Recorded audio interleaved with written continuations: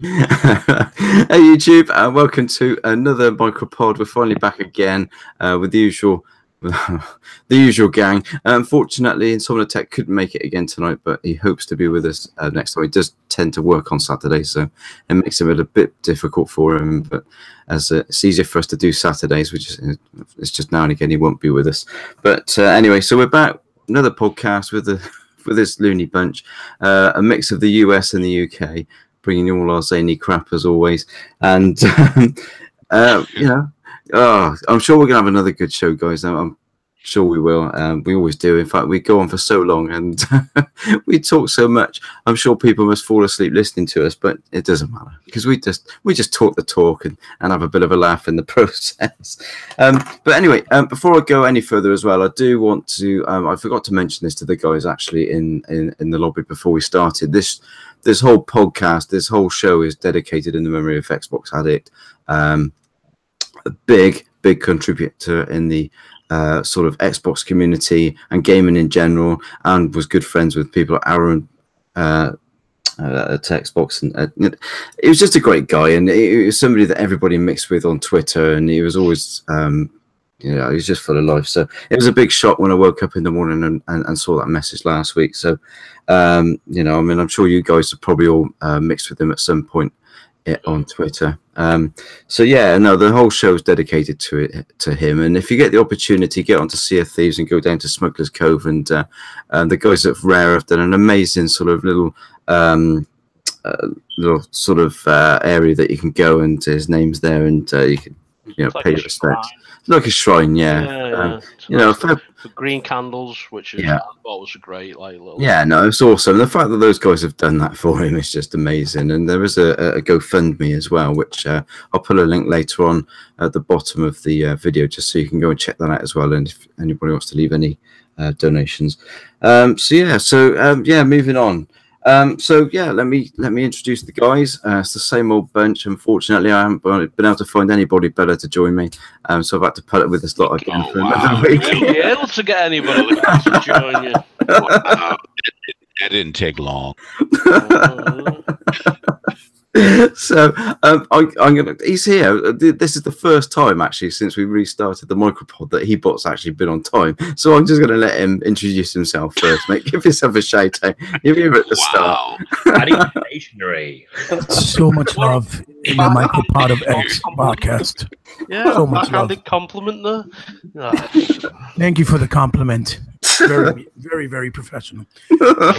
Vaya, señoras y señores, it's me. I'm here on time for the first time, making my grandiose debut, being on time. Nice to be back with my fellow mates. Hopefully we'll talk some wonderful topics that we won't put you to sleep. And big shout outs to Xbox Addicts, like it was said right in the beginning. May he rest in peace. He was a wonderful person, although he wasn't a personal friend, but he was a big contribution and part of the Xbox community. Let's go. Yeah, spot on. Del, give yourself a shout out, mate. Hello, Del. Just good to be back finally. And for once, Chris was actually on time. I don't know what he's talking about Hebot for. He's usually the one who's late. Big shout out to DX Mansion and also Project Xbox just for keeping it real. Also as well, I mean, I didn't know him personally. I saw I followed him on Twitter, like Xbox Addict, and saw how much positivity the guy had, to be honest with you. I mean, even if people were trying to rip him down, he just came back with positivity, and he was just always, he just seemed like a very free spirited soul, and it was such a shame, really is. And by golly, did he have a collection? Wow. That was amazing, wasn't it? Yeah, just amazing. Absolutely amazing. But like say, sorely missed. So hopefully we've been talking to a few of us. I've mentioned it to Phil and Aaron, and they have responded. Hopefully something will be done at E3 to honour his memory, because they knew him as well. So we can keep our fingers crossed. So... But anyway, a bit somber, but there you go.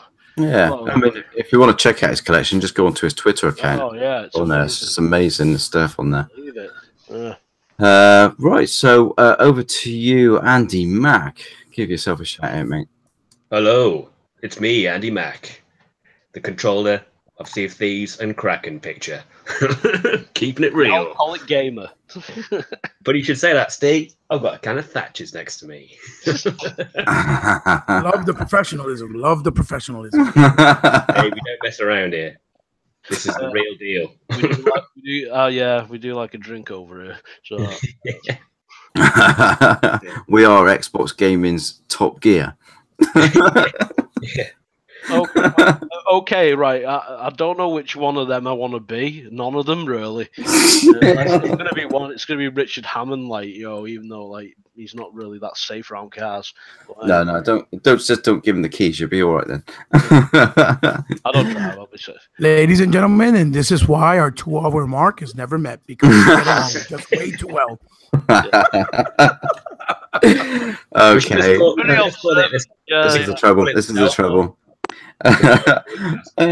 Right, and who's next? Oh, of course, we've got to introduce our other friend from the pod. There we go. Yeah, Sherman. Sherman in my life. Yeah. See, it's Sherman in there. Give yourself a shout out, mate. That's right. Go ahead, Sherman, do your thing. Oh wow. Okay, so I know which one was actually Luther, but there's somebody who's a Luther impersonator. That was actually pretty decent. Was that you, Ebot? Yeah, it was. Thank you. Wait, no, somebody got 2 people. I just heard 2 people. It was me, Andy, but I think it was deployed. I'm not gonna say anything. I'll just he's a brilliant artist. What can you say? You know what I mean? Grew up listening to him and Billy Ocean and Barry Weiss, all great voices. Anyway, and There you go. Lionel Richie. Sorry. Anyway, see that? Yeah, we're getting off topic here. Go on, Jim. Sorry. Yeah. I apologize. No, I mean it's all good. I was kind of feeling that background music, but it's if you want to put it back on while I do my brief introduction. Yeah, let's do it. Let's do it. Beautiful. Oh no, that was Queen. What was that? No, wrong track. There we go. Here we go. That was What's going on, you? Sherman here. It's just cancelling them out. It's just cancelling them out. I'll just leave the music. Yeah. Okay. All right. Sherman here, aka the Shermanator, aka Technofunk, and it's good to finally be back. I got a whole lot on my mind, and I'm gonna try and follow Hebot's credo by keeping it brief. I'll be honest; it might be difficult because I got a lot on my plate that I wanna digest. So let's get to it, folks. yes. Definitely. And before we go, just want to give, at the end of the day, the guys watching this are just as important as we are. So the guys that are already here watching and commenting, big shout out to you guys. DJ Singh, DNex78, as always. DJ Singh and DNex are always there. Beardy Mac, he's there again. Welsh Gamer's like just hanging around, it's He's always there again. He's always there. Cannot get rid of him. I don't know what it is. Right now, I'm going to try and say your name here, but I'm just going to say Halo Storm 3. Is it Sweet Halo Storm 3? Anyway, he's sick. Hope this makes you feel a bit better. If Del goes on too much, it probably won't, but we'll do our best. And Saltiest Gaming is there as well. Cheers for listening. So first topic, guys, we're going to Welsh Gamers called us a bastard in the chat, so ban him. Love you too, man. Love you too. He's waiting for his invite, I bet. Yeah, probably is. You know what he's like. He doesn't need an invite. He'll just gate crash. Oh yeah, come on when you want, mate. He wrote the link. So the first thing we're going to talk about, obviously, we had another big batch of OG Xbox games drop to the back compatibility program on Xbox One over this month, over 2 stages. I'm going to leave this one to Andy Mack as well, because I know he was a strange guy. He never had an original Xbox, so this is his first time round seeing some of these games. So, Andy, Matt, take it away, mate. What are your thoughts and feedback on this? I think it's really good. I get to replay the Star Wars Starfighter game, which I absolutely loved when I used to go around my mate's house and become more of a friend to him. Just to play that game. Yeah, there's another one that's piqued my interest that I played on PlayStation. Mercenaries. Mercenaries is good. Yeah, I like Mercenaries 1. I think I sold Mercenaries 2 within a day because I thought it was crap. Yeah, and all the other ones I haven't played, so I'm a bit of a fraud at the moment. No, bonus start, mate. If you're before, so get to experience the enhancements. And the best thing is, like you said, a lot of them are now enhanced to make them look better on your 4K TV or just your standard, which I think is very, very impressive. It was it's an incredible list of games that they brought out, to be honest. So I've been hitting Full Spectrum Warrior tonight, and I mean, I don't know if any of you guys have played that game, but I really, really enjoyed that game on on the original Xbox, and I spent hours playing that game online. It's just such a good strategy military game. It was just really good, and it was quite, it was simple. It wasn't hugely overly complicated to play, but you did have to use tactics and things. So yeah, no. If any of you not tried that game, definitely try that one. I mean, is that it, Andy? If those are the only ones you've played so far? I haven't played any of them, but I've just got so many other games to play. Yeah, that's the issue, isn't it? Well, this is something that I've got this issue, and I'm sure all of you got this issue that we've got more games and less time to play them. So you know what the problem is? The problem is, right? You play one for a week, next week they bring out a new game. Yeah, and then you go, "Oh, do I play that?" No. Yeah, exactly. And then something else comes along, and you're like, "Oh shit, I'm just gonna have to play that game now." But the Xbox. Well, you say that though, but the biggest problem Xbox has got is it hasn't got games. I've heard this. I've been reading it all over the internet, so it must be true. Someone's lying, I'm sure someone's lying. Somebody's got to be. I mean, Dale, what's your thoughts on all these games? I mean, like I remember back from when I had like PS2 and then like the Xbox landed, and I was like, ooh. And I was like, as soon as I saw Halo, it sold me, to be honest. I was like, wow, yeah, I want to play that game. I'm a big sci-fi freak, so I love anything sci-fi. And I mean, it's really great that like all these backwards compatibility games like are coming out. It's like great that people are able to catch up on ones that they haven't done. Like Andy has just said, like he's not played some of these. Me personally, I mean, I'm caught in a quandary. I'm quite a forward-looking person. I'd rather play the new stuff than like the older stuff. It's good to reminisce. I mean, I'll be honest with you though, if they brought out Manhunt again, I would definitely play that to death because I've got a weird twisted mind. But yeah, I mean, the thing I find really like reassuring about it is like Microsoft to be able to do this. For a start, which they didn't think possible at first, which they all admitted. But it's just the way that like they've been able to polish them up completely. I mean, I looked at Conquer the other day. Yeah. And wow, that game looks really good. Like, considering it's like not just last gen, it's last gen. You know what I mean? So yeah. I mean, it's surprising. I mean, I shoved that one in, and I was like, because I've still got my copy, and I put it on the original Xbox and then booted it into the Xbox One X, and it was like it's completely different. It's like it's almost like the games that you would get released now on the ID and Xbox, but obviously like a type of like an indie style game, but obviously still with like a good like a good polish on, AAA polish, and they're so playable. I mean, there's no bugs or anything. I remember, I'm sure a lot of you played some of the back compatible games from the OG Xbox on the Xbox 360.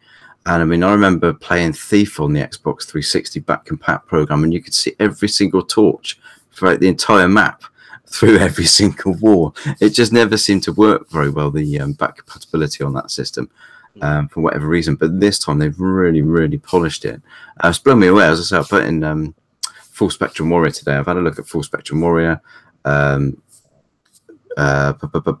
it? Star Wars Knights of the Old Republic 2 I've looked at. Jade Empire. SSX3 looks amazing. The one I was interested in, actually, tell a lie, like there's one that I'm considering like playing because I didn't play it when it first came out, and that's Jedi Academy. I don't know that one yet. And yeah, I told you it's good. So it was good. I've still got my copy, but I haven't installed it yet. I have still got my copy though, but I haven't had the chance. The trouble, the list is so many, and the list is probably, I've got 90% of them sat in the drawer, so it's just finding the time to install them and have a go. But there are some of them I will just go into and just have a quick blast just to see what they're like, but some of them I'll be quite happy to go back and play again from the start. I'm very tempted to play Elder Scrolls 3 again, because as you can imagine, on the original Xbox, Morrowind was good. Yeah, I mean, it really pushed the system though, and it really struggled to play that game, so it would be nice to sort of go back and play that as a smooth experience. And it looks so sharp. I mean, the thing that baffles me, well, it doesn't baffle me, it just amazes me, is just how good these games look just by doing this emulation that the Xbox One does.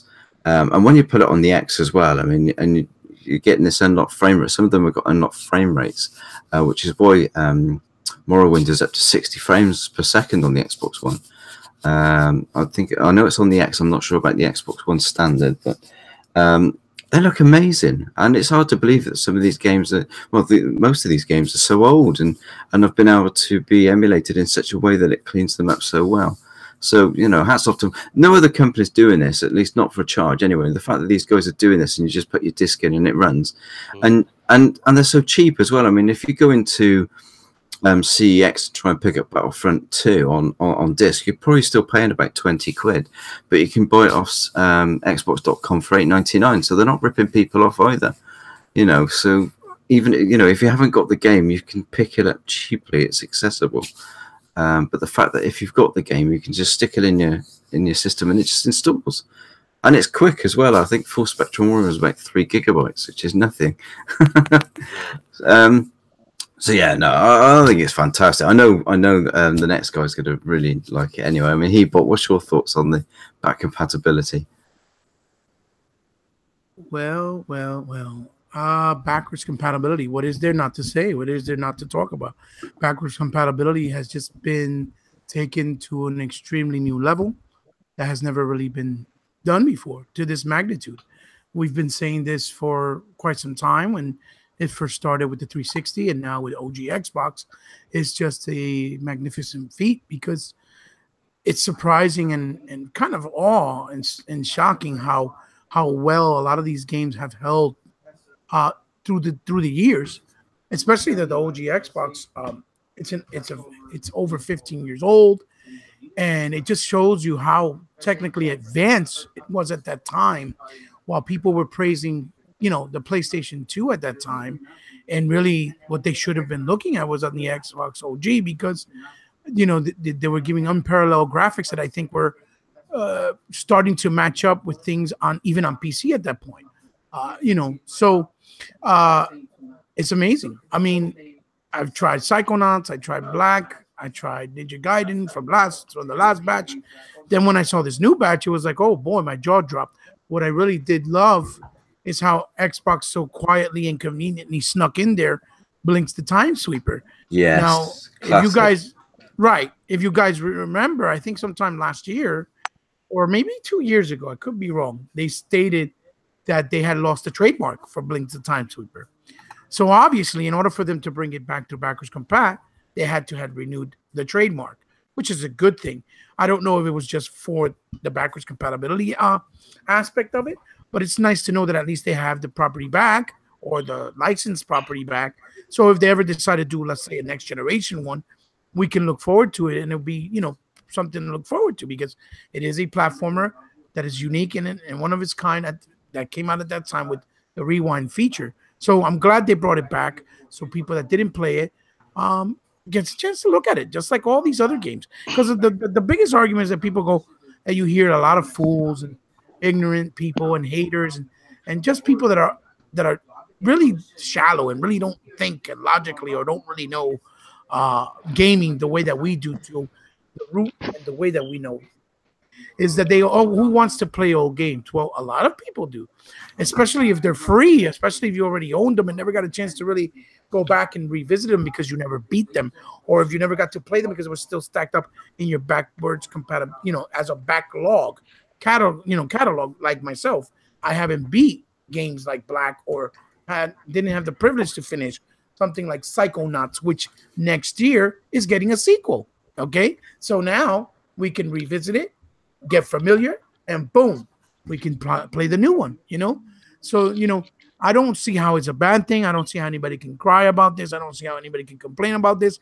Obviously, maybe the ones that don't have it just try to give the little baby temperament kind of idea towards it because they don't have it. So the best thing to do to accept it is just to complain about it, I guess. But that's pretty immature. It's stupid, because it's a wonderful thing. And instead of them hating on it, they should be taunting, and they should be making an uproar for their console of choice to also follow suit, because this is a great consumer-friendly thing.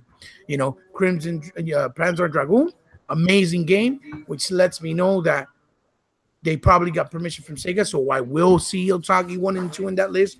I will see Gun Valkyrie. I will see Crazy Taxi 3. I will see, Spike Out and Outrun. And, I will see, Outrun Coast to Coast. And I will see things like, Gun Valkyrie, which are amazing games that, I know a lot of people didn't get to play because they didn't have OG, and those were exclusives till this day, only to the OG Xbox. So again, not to be long-winded, to keep it short and sweet, it's fantastic. It's also nice that when you play something like, let's say, Panzer Dragoon Horta, if you play for I think a minimum of like 5 hours, maybe 7, you also unlock Panzer Dragoon from the original Saturn, and it's actually in high definition. So you can play the Saturn version in high def on that game as well. For those who may not know, you unlock it on the gem secret area. Yeah, you got to play like 5-6 hours, I think, maybe 7, and it unlocks automatically, and you'll be able to play. So you're getting 2 games for 1, and it's beautiful. They look fantastic. They play amazing now that you use the ability of using the Xbox controller. So listen, Xbox is killing it with this program, and they need to continue forward, because even though there's a lot of people that are vocal minority that hate, there's a lot of people also that are praising it and really appreciating what they're doing for us, the consumer, letting our investment that we had have some type of value all over again, so that we can revisit it and share it with our kids, maybe, or our families or friends that never probably played these games before. As Microbots can know and test, as soon as I put up my pick of all my games the same day it was announced, I got attacked by like 40 ponies. Yeah. And he gave me the best advice. He said, just block them, shut them out, silence them, don't listen to them. It's not worth the time. And he's right. And that's exactly what I did. I'm not going to let them ruin my enjoyment. What's been happening on social media the last few weeks has just been ridiculous. Anyway, I pick my phone up in the morning and I'll have like 70 or 80 tweets that I'm tagged in from people attacking us because we're enjoying a program that's free. Right. I remember PlayStation 3, Xbox 360, people were crying out for back compatibility. Where's the back compat? Why haven't we got back compat? Blah blah blah blah blah. And Sony went on with the PlayStation 4 and they didn't give it, and they said you'll only get that through our Sony pay to play system. What's it called again? I can't remember. PS Now. PS Now. Mm-hmm. Yeah, so you can get these games, but you've got to have PS Now, which is a subscription service, so you've got to pay. Nobody, moaned about that on the Sony side. Xbox turn around and do this for free. Mm-hmm, mm-hmm. And they get nothing but hate. I was not expecting. I was expecting a handful of games next. I was not expecting 19 to 20 games to be announced in one lot like that. And do you know what? Do you know what was really quite astounding though? When the Xbox One launched, one of the most spoken features that it needed was back compat. Yeah. Said they won't buy it unless they have back compat. And now it's, oh no, it's shit. No, Who wants to play old games? Who wants to play old games? Yeah, exactly. I do, because I'm a gamer. You know, to put it in perspective with what you're saying, Microbots, to add to what you're saying, right? And Beardy, games like Panzer Dragoon, right? And games like the Jade Empire, right? Or even something like on the 360, right? That came out backwards back. Like the 4K assets that they put up in on the Gears of War 2, right? Mm-hmm. These games have a better boost in performance, quality of graphics, loading, than the remasters that we saw with PS3 in the beginning of the gen, in the first 2 years. Yeah. Things like, God of War 3, Heavenly Sword, Beyond, even The Last of Us, to be honest. The Last of Us, if you did better resolution, you lost textures and quality in the graphics. You see what I'm trying to say? If you did better frame rate, rather. And if you did better resolution, you lost the quality of the frame rate. So it was a give or take. With this, some of these are being run at the same resolution, but even better performance, right? For some, if they were unlocked. And then they're in 4K. They're not just 1080p like those remasters. So that tells you, and that speaks volumes, how much of a big deal this should really be. I'm sorry, go ahead. No, I mean, it is a massive deal. I mean, I don't know if you've, for those that are listening, I mean, the full list. I mean, Blink's the Time Sweeper. I mean, I absolutely loved that game. I've still got it. I thought it was just fun. And like you say, you had that it was the first game that came out that you could sort of rewind time and do all that sort of thing. That's one I'm definitely going to be installing and going back to because I did enjoy it. We got Breakdown. You got Conquer Live and Reloaded. That's one that has been requested time after time after time for a sequel and to be on back compatible. We've got it. Elder Scrolls 3 we've already mentioned as well. I mean, the enhancements on that game now are just amazing, the things that it does. Enter the Reckoning, Jade Empire by the same guys who did Knights of the Old Republic 1 and 2. An astonishing game, and it looks amazing. Republic Commando. Yeah. Panzer Dragoon Auto, as already mentioned. SSX 3, which although was not my favourite of the SSX games, it was still very good. My favourite was the second one, SSX Tricky. But SSX 3 is still a great game, and it looks amazing. On this back compatibility program. Destroy All Humans as well, great fun. That was a really good game. Full Spectrum Warrior that I mentioned already. Mercenaries, as Andy mentioned earlier. MX Unleashed, Panzer Elite Actions. That's in Europe only that's available. And then we had this massive list of back compat Star Wars games drop. Battlefront 1 and 2, Jedi Knight, Jedi Academy, Jedi Starfighter, Knights of the Republic 2, and Republic Commando, which was an amazing game. You cannot, I mean, they managed to pull an amazing feat. I mean, Disney apparently bent over backwards to help Microsoft with this. So hats off to them to get all of these Star Wars games drop. I know Disney and Lucasfilm are a little bit of a contentious subject with E-Rock at the moment. He's not a big fan of Disney, is he? But I think they did something because of Battlefront 2. Yeah. Microtransactions. Yeah, probably trying to get some favour back. But no, it's a massive list of, it's just an amazing list, and it's only going to get bigger. I mean, they were saying that we wouldn't see so many coming, but I mean, we've already had a great selection of OG games drop.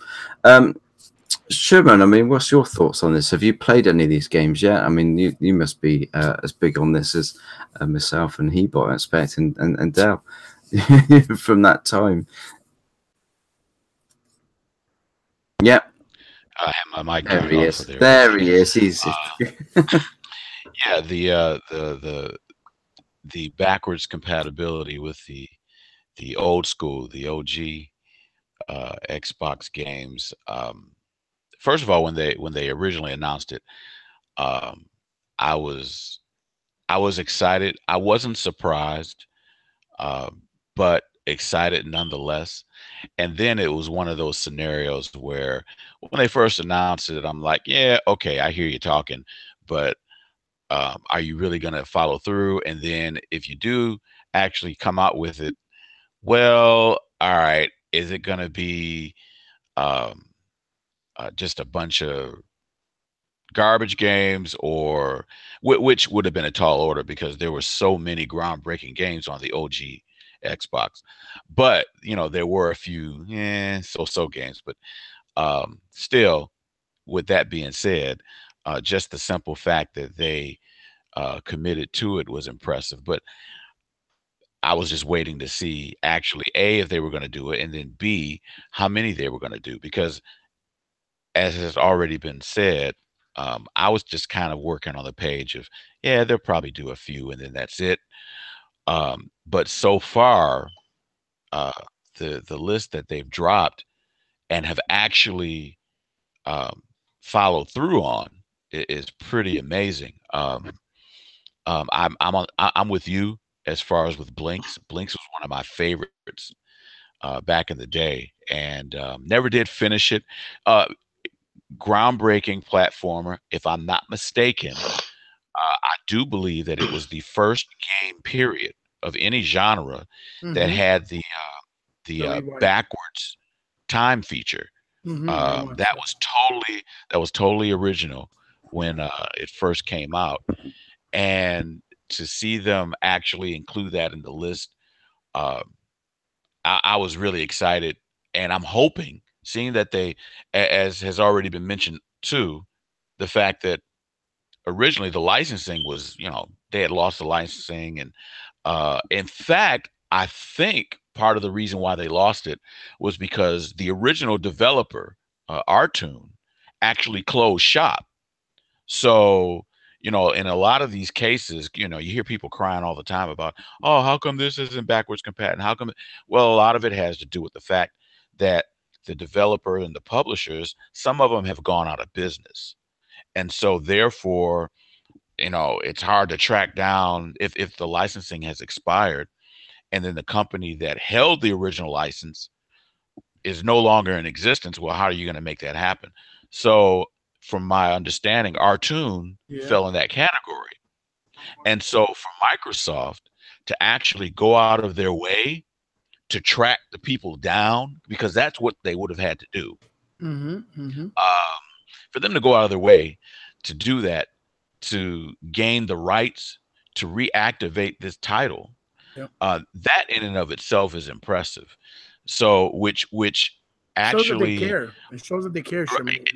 Exactly, and that offers a huge glimmer of hope for those who've been thinking about other games where the licensing has faded, and unfortunately, the publishers and the developers that originally did those games are no longer around. So if they could do that for Blinks, they could probably do that for a lot of other games that fall into that category, which for me personally, I'm hoping, since they did the first Blinks, I'm hoping this means that eventually Blinks 2, Masters of Time and Space, is also going to show up. Because that was a really, really excellent sequel. So as you can probably tell, I'm extremely excited and thankful that they did Blinks, the Time Sweeper on here, and as well as everything else on that has been mentioned. Panzer Dragoon Order, the whole Panzer series, Panzer Dragoon. To me, when it comes to the entire Sega library, everybody talks about the Shinobis, and of course Sonic and Streets of Rage, but to me, the Panzer Dragoon series deserves to be in Sega's Hall of Fame. One of their, as far as I'm concerned, one of their unsung heroes. Each Panzer game that they released, each one was better than the one prior to it. And I'm just hoping that they'll eventually, and it would be really cool if Sega actually did a sequel, an official current gen 4K enhanced Panzer Dragoon. I'm trying to remember what was the one, and I've actually got it locked up somewhere. I gotta find it. The Panzer Dragoon game, the RPG one. the one that's worth like $300, $400 online. It's more now. It's Panzer Dragoon. Oh, is it more now? That's the one that came out right after Final Fantasy VII. And while everybody was playing that, I played that, and I realized how much evolved and how ahead of its time it was to Final Fantasy VII. And I was like, wow, this game's amazing. And people were like, oh, you're crazy. The mob was telling me I was crazy. The mob, guys. even back then. Guys, we've got a stowaway in the comment section right now. A stowaway? Nice. He's been a bit vile to us all. Calling us bumberclads. E-Rock, what's he doing? Should we kick him?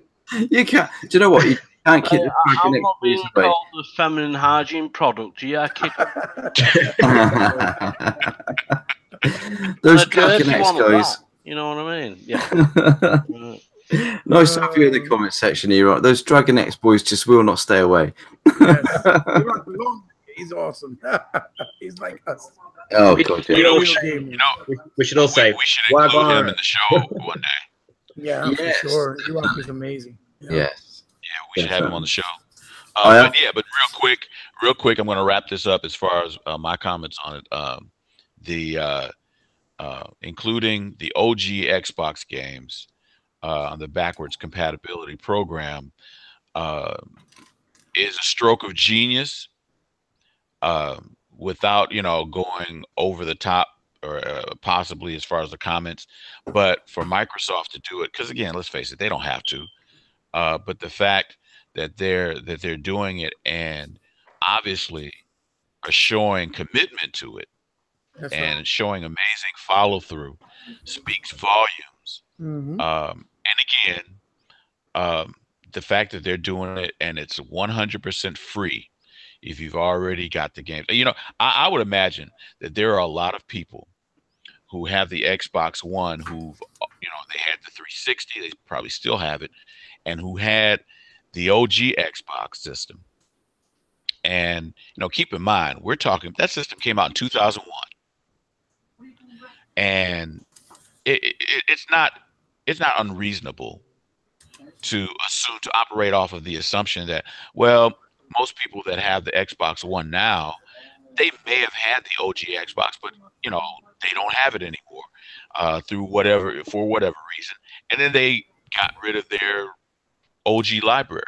Yep. And or the console maybe broke too, and they just stayed with the games because they didn't want to get rid of them. Exactly. And see, I'm thinking that now, for those that had a lot of these games and got rid of them for whatever reason, I'm sure they're kicking themselves right now. But fortunately, they're available in the store, and they're relatively, as has already been mentioned, they're relatively cheap. Yes.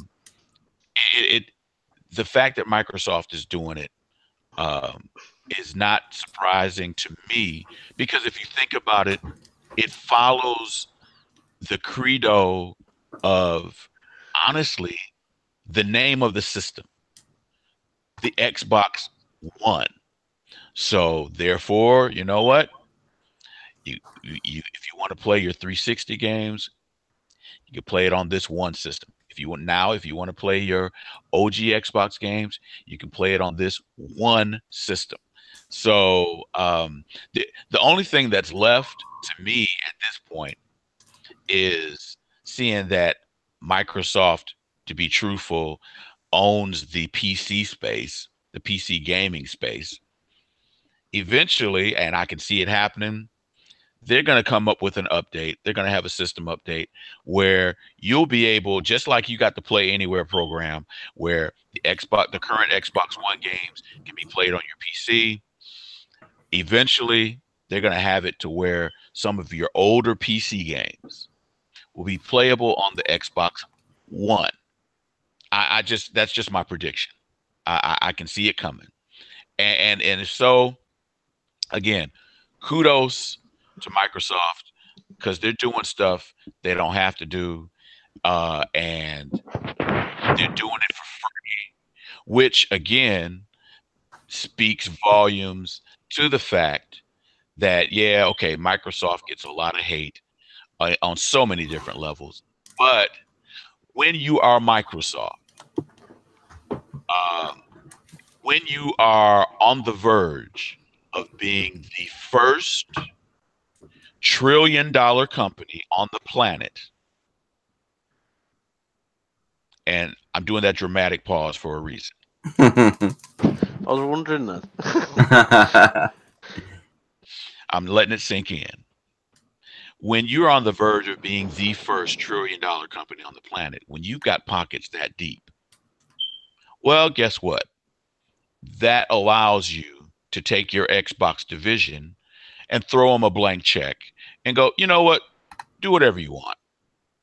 We got your back.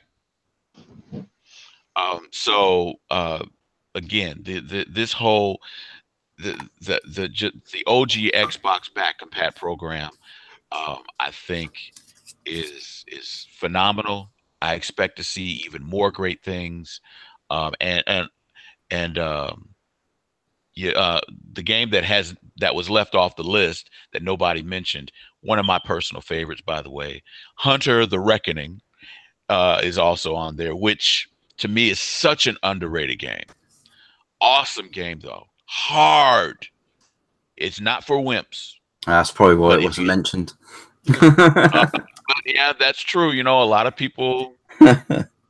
You know what? If you're in a video game academy, and it's finals time, expect that game to be part of the exam, because if you can, the game is extremely fun, but it's extremely hard.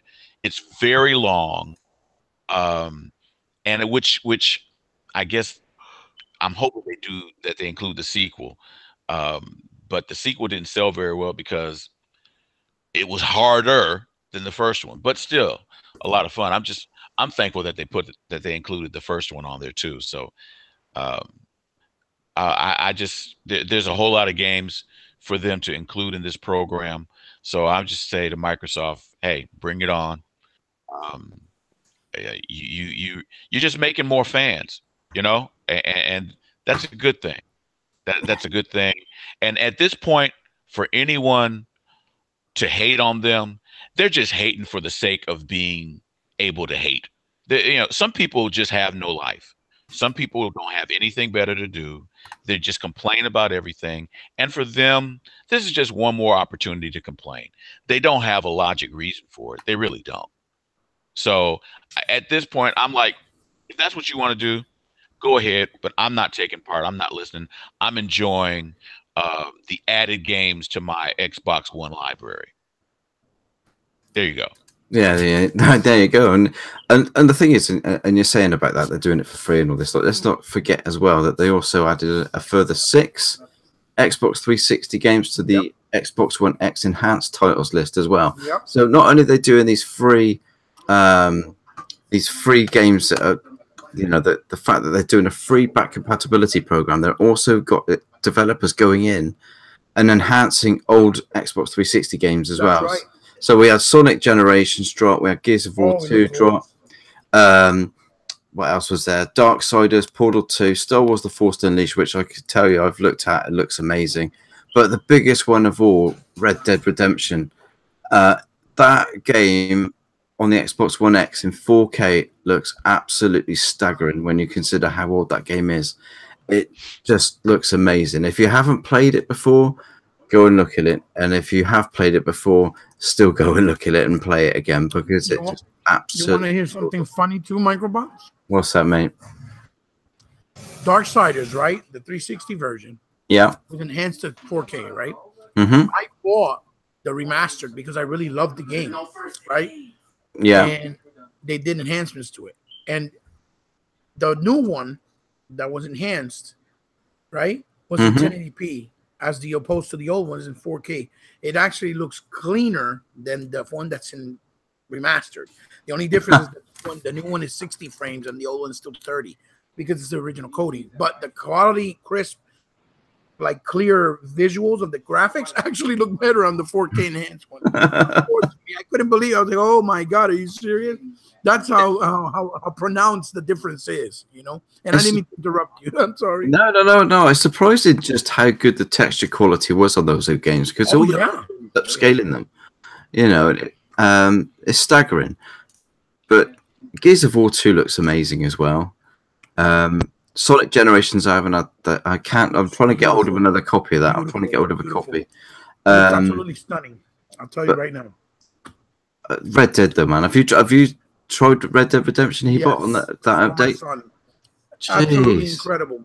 I couldn't believe it either. No, it's just staggering. It's like it's just been released. It is. It's like a new game. I mean, Red Dead Redemption, guys. Have you guys, the rest of you, tried this? Sherman, have you tried this one? Oh, Red Dead. Just amazing. You know, Red Dead Redemption is one of those games that, and you know, just full disclosure here.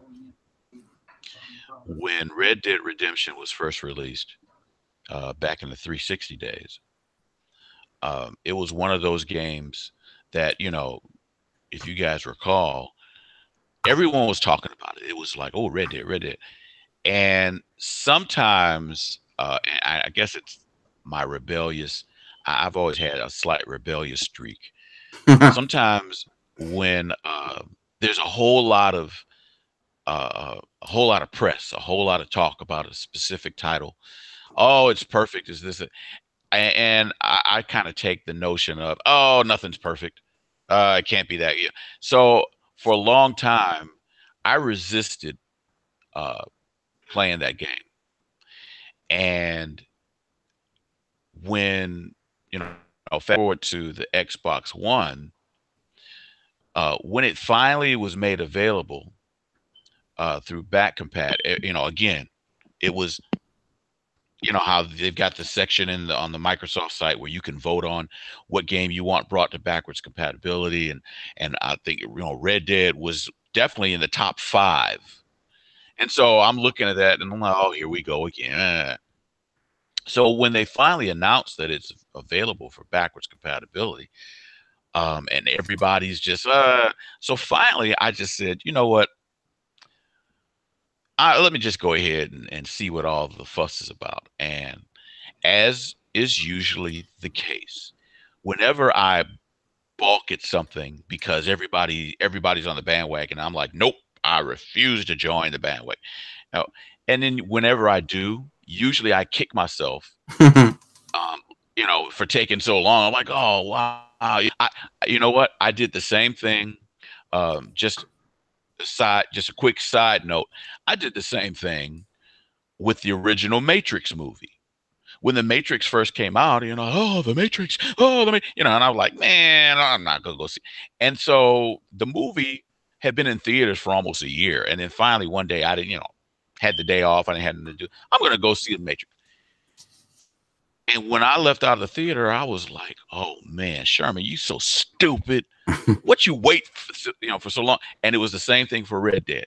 When I finally experienced it, I'm like, oh my goodness, why did I wait this long? So the fact that with the improvements of it now, it's like it's one of those type of things where I just like, wow, I've been depriving myself. So, you know, Red Dead Redemption, I can't wait for the sequel that's coming. No, it's going to be a big one. I'm really looking forward to it. The sequel is going to. I just. Well, don't get me wrong, Sherman. There is some things that you don't try because they're hype that actually end up being really overhyped. But there are those times, like you said, you're right, that when you try it, like, oh damn, why did I miss out? Why did I wait? So, yeah, why did I wait so long? Yeah. I mean, now, you know, and you know what, Hebot, you're absolutely right. There are times where that inner voice that tells you, yeah, the hype, I think it's not legit. And then it turns out to be correct. And yeah, Superman 64, I'm looking at you. So, I mean, yeah, every now and then it's warranted to be somewhat skeptical. But in the case of Red Dead Redemption is one of those classic gaming experiences that I think anyone that claims to even remotely be into video games should definitely have already played it by now. Yeah.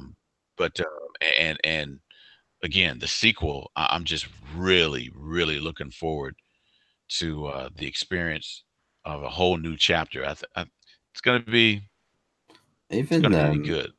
even the really multiplayer is good on it though, Sherman, isn't it? I mean, I don't know if you managed to get online and get a posse going, and it was just so good, the multiplayer.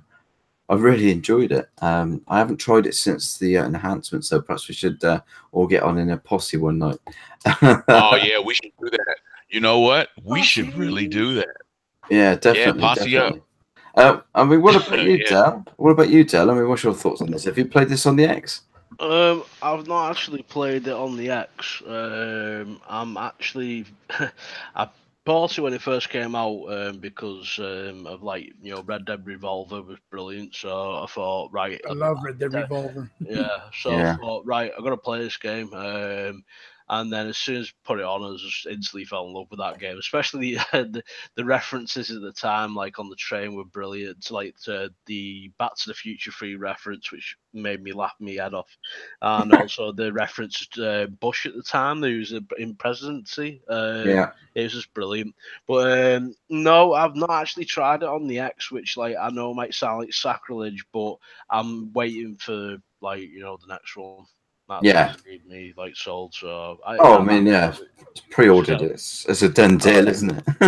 Yeah, as soon as that pops up on the store, I'll be putting my money on that. So yeah, but I have heard like the good things about it. I've seen it as well, like streamed and like videos. It does look phenomenal, so I can't deny that. The whole back compat program on Xbox, what Phil Spencer's done with this system is just absolutely phenomenal, and I still don't understand why people are hating on it. I really, really do not. And SWI Halo Storm, I completely agree with you as well. Mass Effect has got to be done, and so is Alan Wake. I mean, if those games can come to the back compat program enhanced, oh my god. They would look awesome anyway, but I'd love to play Mass Effect 3 without some of the graphical glitches that we got, because it was quite groundbreaking when it came out on the Xbox 360, that game. So it did push the hardware. And what about you, Andy? I mean, you must have played Red Dead Redemption. Yeah, I played it like I think before Christmas time on the Xbox One S. But I uninstalled it so I could go into other games. So you haven't tried it on the X yet, then? No. Oh man, I've got it on disc, because when you could buy it on the store, it was like 20 quid, and I just thought I'm not paying 20 quid for that. So I went on eBay and got it for like £2. It's worth every penny of that £20. Every penny. Yeah. It's worth that £2 as well. Oh my god, he's such a tightwad. I don't know.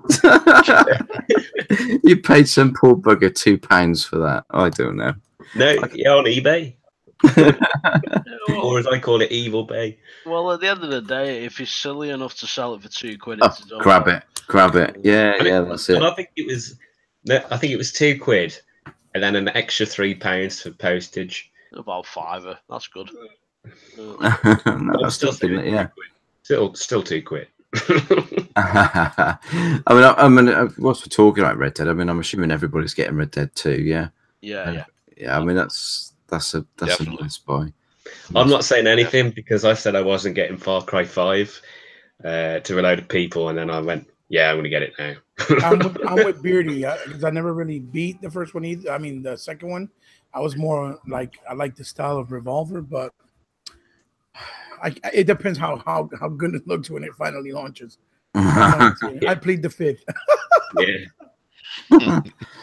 I still have no idea what that means. Plead the fifth. It's the first game to have actual horse genitalia like detailed into it. Like if you would notice in the trailer, everybody went on about that. Did you not notice that? I was like, wow, it's the first game to have actual horse bollocks in it. God! Not everyone goes. Definitely a step up from Dante's Inferno's, male genitalia on Yeah, I'm the devil himself. that game was something else. I wish they'd bring that to backwards compatibility, or have they?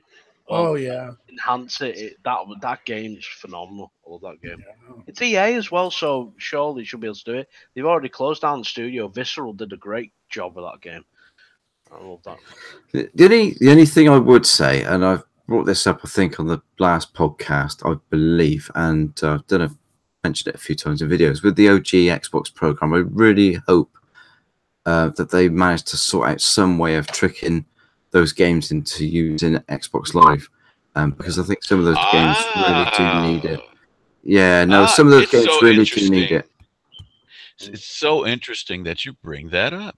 Because and actually and I don't know if you did that on purpose, but I was going to try and sneak in a comment or a question about that very subject a few days ago, and I don't know if you saw it, but a few days ago I posted an article I know in Project Xbox about how some people are currently playing the OG Xbox games online on the Xbox One. Are they now? Did you catch that? You I missed did. that? I saw that one. No, I didn't see that.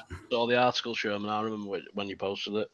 I was like, "Ooh, right." Because I that was one thing I was wondering about as well. Is I did miss that. I did see it. I didn't read it. I saw it.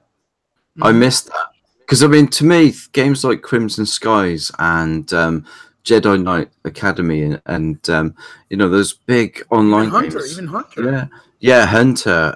Yeah, that was mentioned earlier by somebody. Halo Storm Fusion, like, you know, the one like with all the party games. I want that live.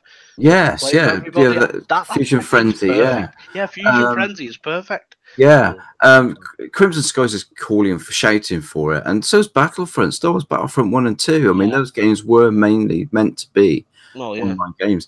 I mean, there must be some way that they can trick the Xbox into thinking it's on the original Xbox Live to utilize those servers. There must be some way that they can do it, but you know, it's the net code that they're going to have to work with, though. That's the only problem.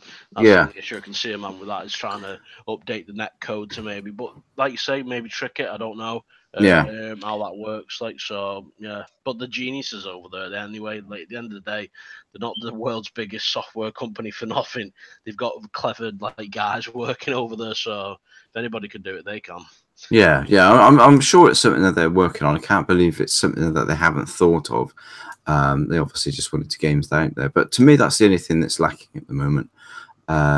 It's great to see some of the games come into Xbox 360, but Xbox One back compact from 360, like Splinter Cell Conviction, where the servers are actually back on and you can actually play those games online again. Because the latest one, the Blacklist, I didn't get to play that because I was saving up for my Xbox One. Yeah, no, I'd like to see some more of these Splinter Cells drop in on the back compact. I want a new Splinter Cell. Don't we all? I think that's going to be. Amazing. I think that's going to be something announced at E3, definitely. I hope so. If they don't, I'm going to riot. And I think it's going to be Michael Ironside back voicing it as well, which is probably It's the whole point. It's back, isn't it? Well, that's the thing. Like, they put it in the hopefully won't spoil it for people, but I'm sorry, that Easter egg in Division where he was talking about metal, like he's talking about Metal Gear, like he's talking about Solid Snake. It's just the look on his face when he goes, "I'm the only one." You know what I mean? It's proper. It was hilarious to see his reaction on the face. Isn't there one where he goes, "I am Sam Fisher"?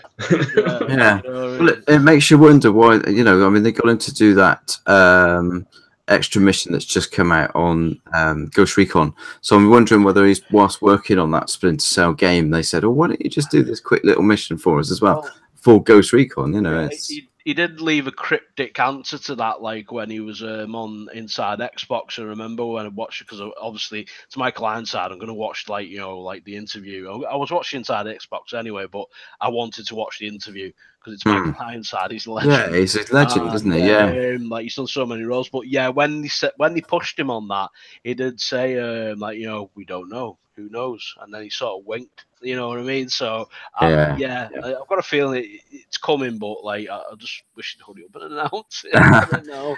Yeah. No, I mean, it would be great if we could see some more of those Splinter Cells back on the back compat. There's so many games on that OG Xbox, isn't there? I mean, Halo Storm's just brought up Jet Set Radio Future. I mean, oh my God, there were so many games on that system that were just amazing. Yeah, that game was amazing. Absolutely fantastic. So yeah, oh fucking hell, it's all good stuff, isn't it? they should just bring them all. I know they can. You just looked at the time then and realised, haven't you? Yeah, it's like we've only done one topic. What the hell? Okay. So, I mean, is there anything else anybody else wants to add to the back compat and how great it is and how lucky we are, or do you want to move on? Let's move on. God, we've been talking about back compat. We've just done the whole podcast on that. We're all lost T-Bot. We've lost T-Bot.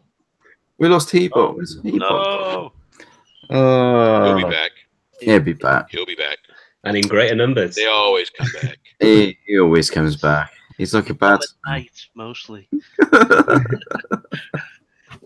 So, right, all right, then let's move on to our next topic then, which is, I know, something that Dale wants to talk about. So, one of the biggest criticisms, obviously, for the Xbox is not enough single-player games. I don't believe that. I don't agree with it. We've got some great, one-player story-driven games. Just because a lot of them are multi-plat doesn't detract from it at all. There seems to be this big thing at the moment about exclusives and things. I don't believe that. I mean, at the end of the day, if you're a PlayStation gamer, you buy a PlayStation. If you're an Xbox gamer, you buy an Xbox. Xbox is my preferred platform. It's everybody here's preferred platform, which is why we buy them. And there is an abundance of games on Xbox. An abundance. I'll be honest, we've got like single player games that have got a brilliant storyline, but they've got multiplayer on, so why does that diminish from what the actual story is? Because the stories are good. So exactly. I don't understand it. So exactly. No, I think it's very I just think it's a bad argument. It's just something else that they can throw at us and argue. But obviously one that we've had drop recently is Hellblade. Now I haven't had opportunity to play this yet. I've played the first section. I think I've played the first 10 minutes. I saw that on your video. Just to see what it was like. But I haven't started it. Did you have the headphones on? I did, yes. It was amazing because I got Dolby Atmos as well, and it's just absolutely incredible. I will restart the game from scratch again, but I just wanted to finish Far Cry 5 and get that knocked on the head before I started it. That's it, like thingy. You gotta get the full immersion. And it looks amazing. It looks incredible. But Del, I mean, what's your thoughts on this game? I know you've got a lot to say about it. Yeah, I mean, personally, myself, like I've been waiting for this game to come. I knew it was coming because at Gamescom 2015, that PlayStation announced. Like I was watching that because I wanted to see more of Hellblade because it interested me.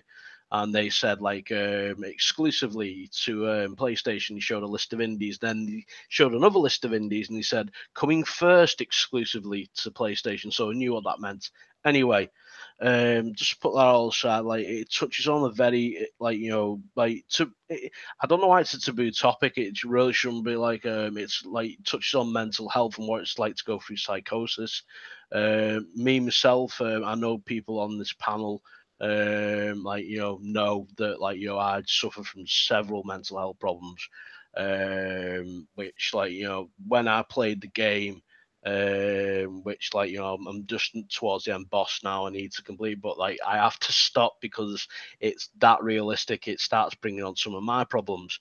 The game is on point completely. If you ever wondered what it's like to live a day in the mind of someone who actually has mental health issues and hears voices and sees things that aren't there and believes in things that are just not possible, then the game really ticks every single box. I'm glad that the actual company like Ninja Theory put up a goal that if they sold so many copies, they were donating money to the mental health charity.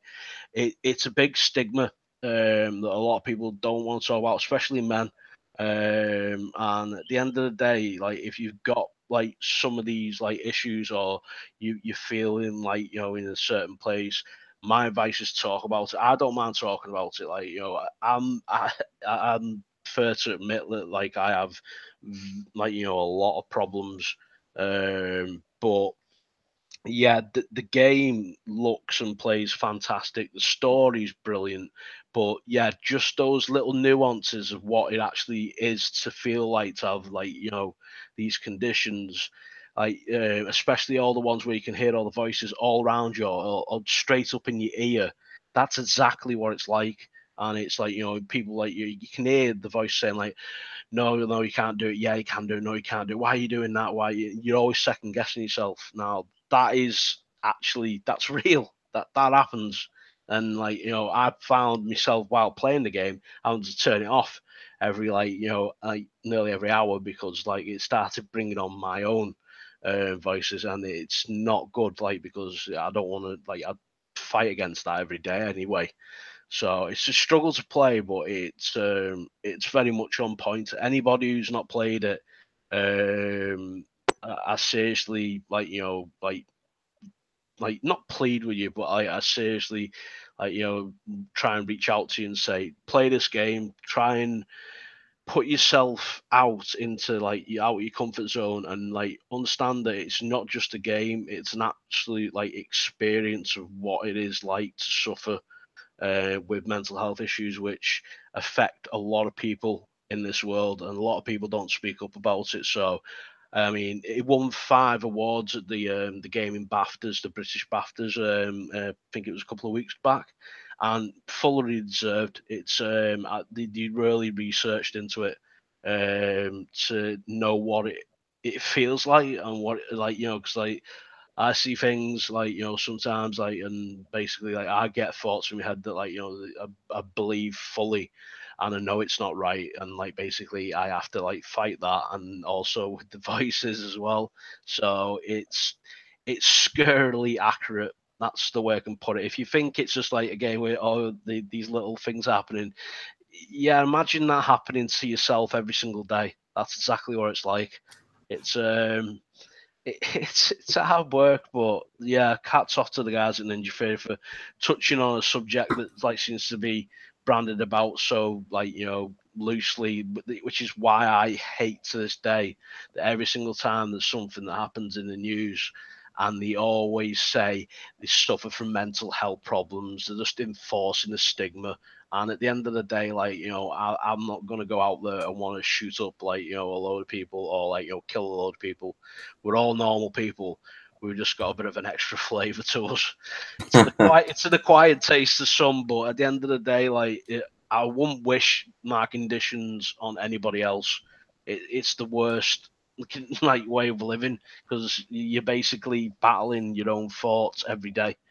So, but yeah, I mean, the game, it's just it's so on point. It's, like I say, scarily accurate. Well, they did so much research into this, didn't they? I mean, they had mental health specialists working with them directly with the game and giving them, you know, yeah, and people who've actually suffered, like, you know, with the yes, actual things. So the actual things themselves. Yeah, I mean, it's just an amazing.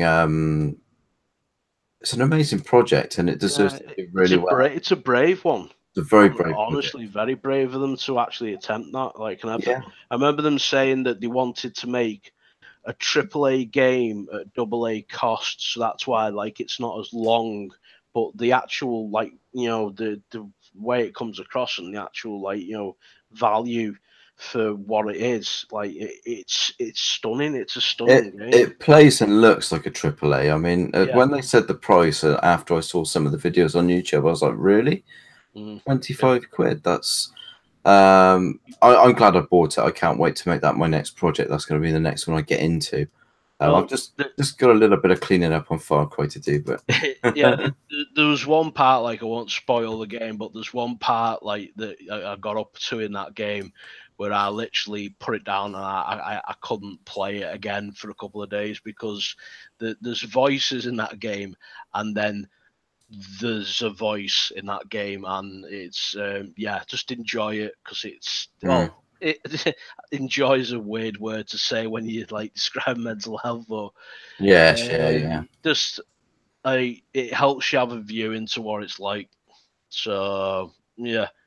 I mean, that's the thing. I mean, for me, I mean, it's probably going to strike some chords for me as well. You experience it yourself directly. I experience it myself indirectly with family members, and it's hard enough watching people going through that. So what it must be like to actually go through it yourself must be. I just can't even begin to imagine.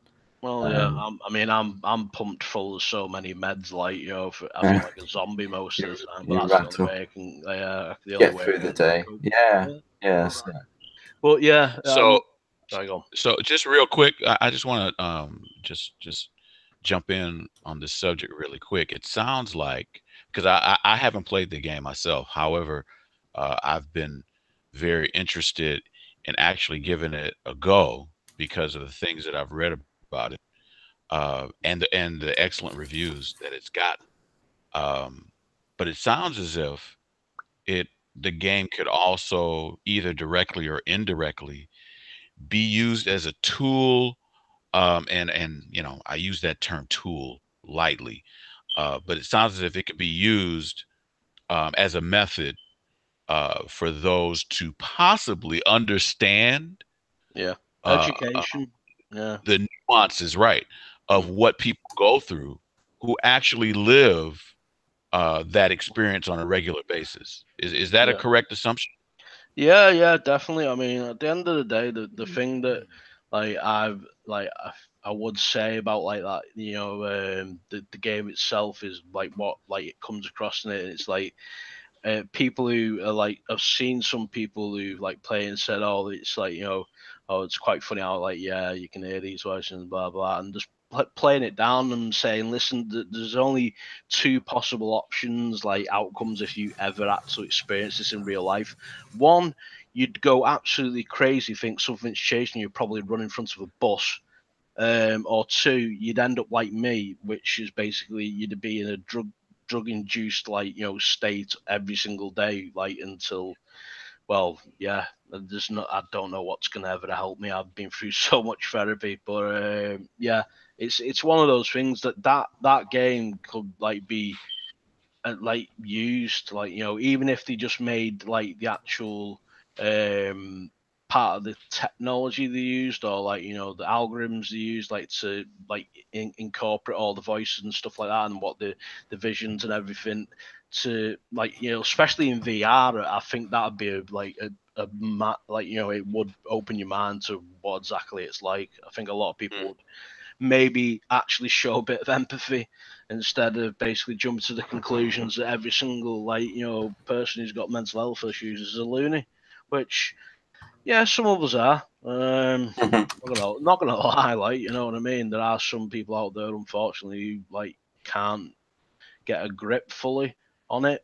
I don't mean like get a grip just like as a get over it. I mean like actually handle thing. I'm quite fortunate. I have quite a strong will, but it's exhausted every single day.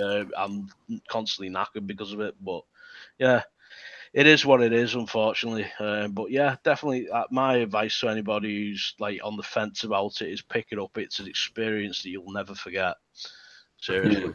Yeah, definitely. I mean, I've only played the first 10 minutes. I've had no intention of starting the game properly at that point.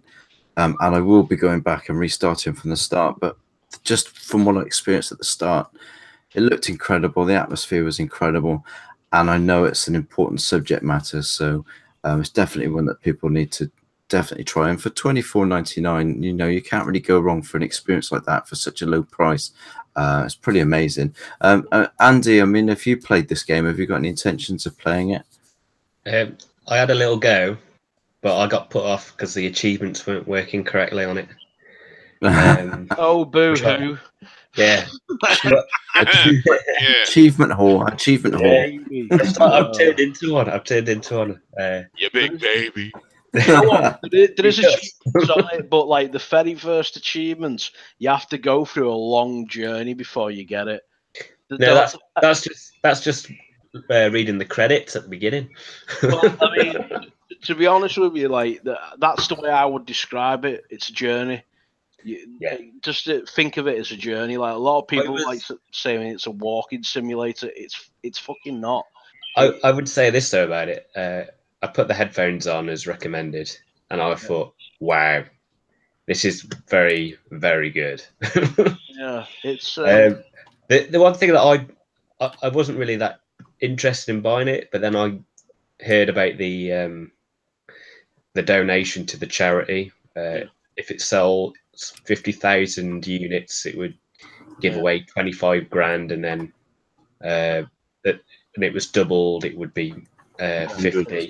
Yeah. So it's not just a game that you should buy because it's going to be an experience. You should buy it because you're actually supporting a charity at the same time. Yeah, that's a very good point.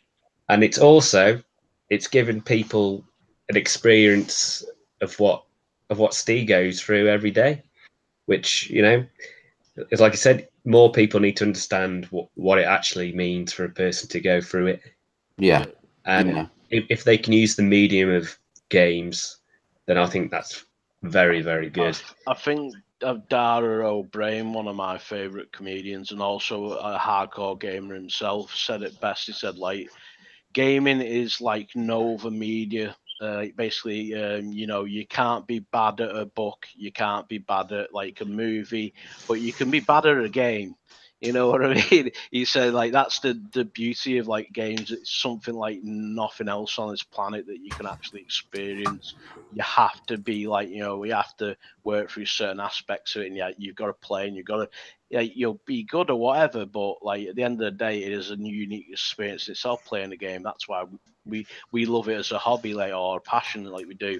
So to have that like translate into something that they've done like this is, yeah. I couldn't believe how little it sold on the PlayStation, given how, I mean, I've been on Hebot's podcast before in the chat, and this one guy was really like going, "Ha, you can't play it," and I was just like, so.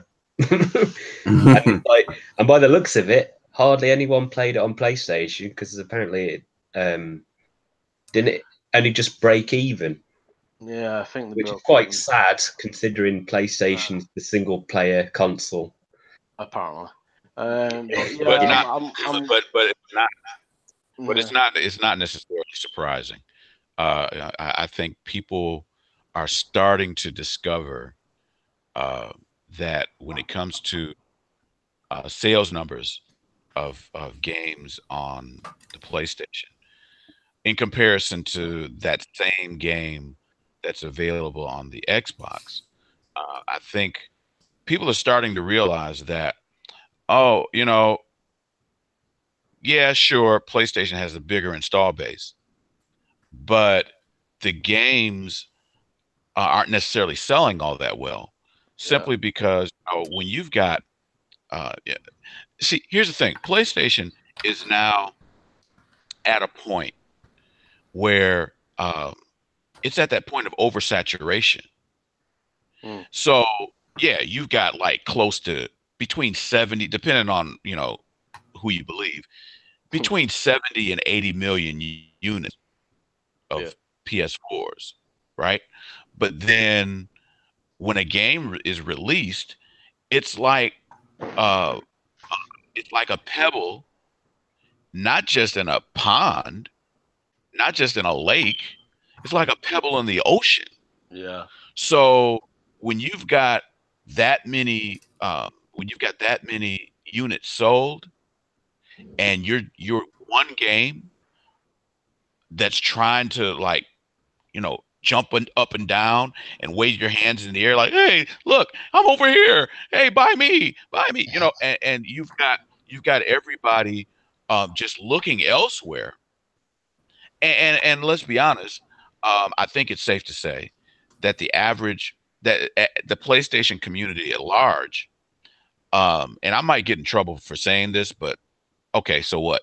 But the PlayStation community at large, I really don't think, at large, I'm not saying everybody, but there's a huge percentage of their community that's really not as in tune to games that are good, and that really need to be paid attention to, much less bought.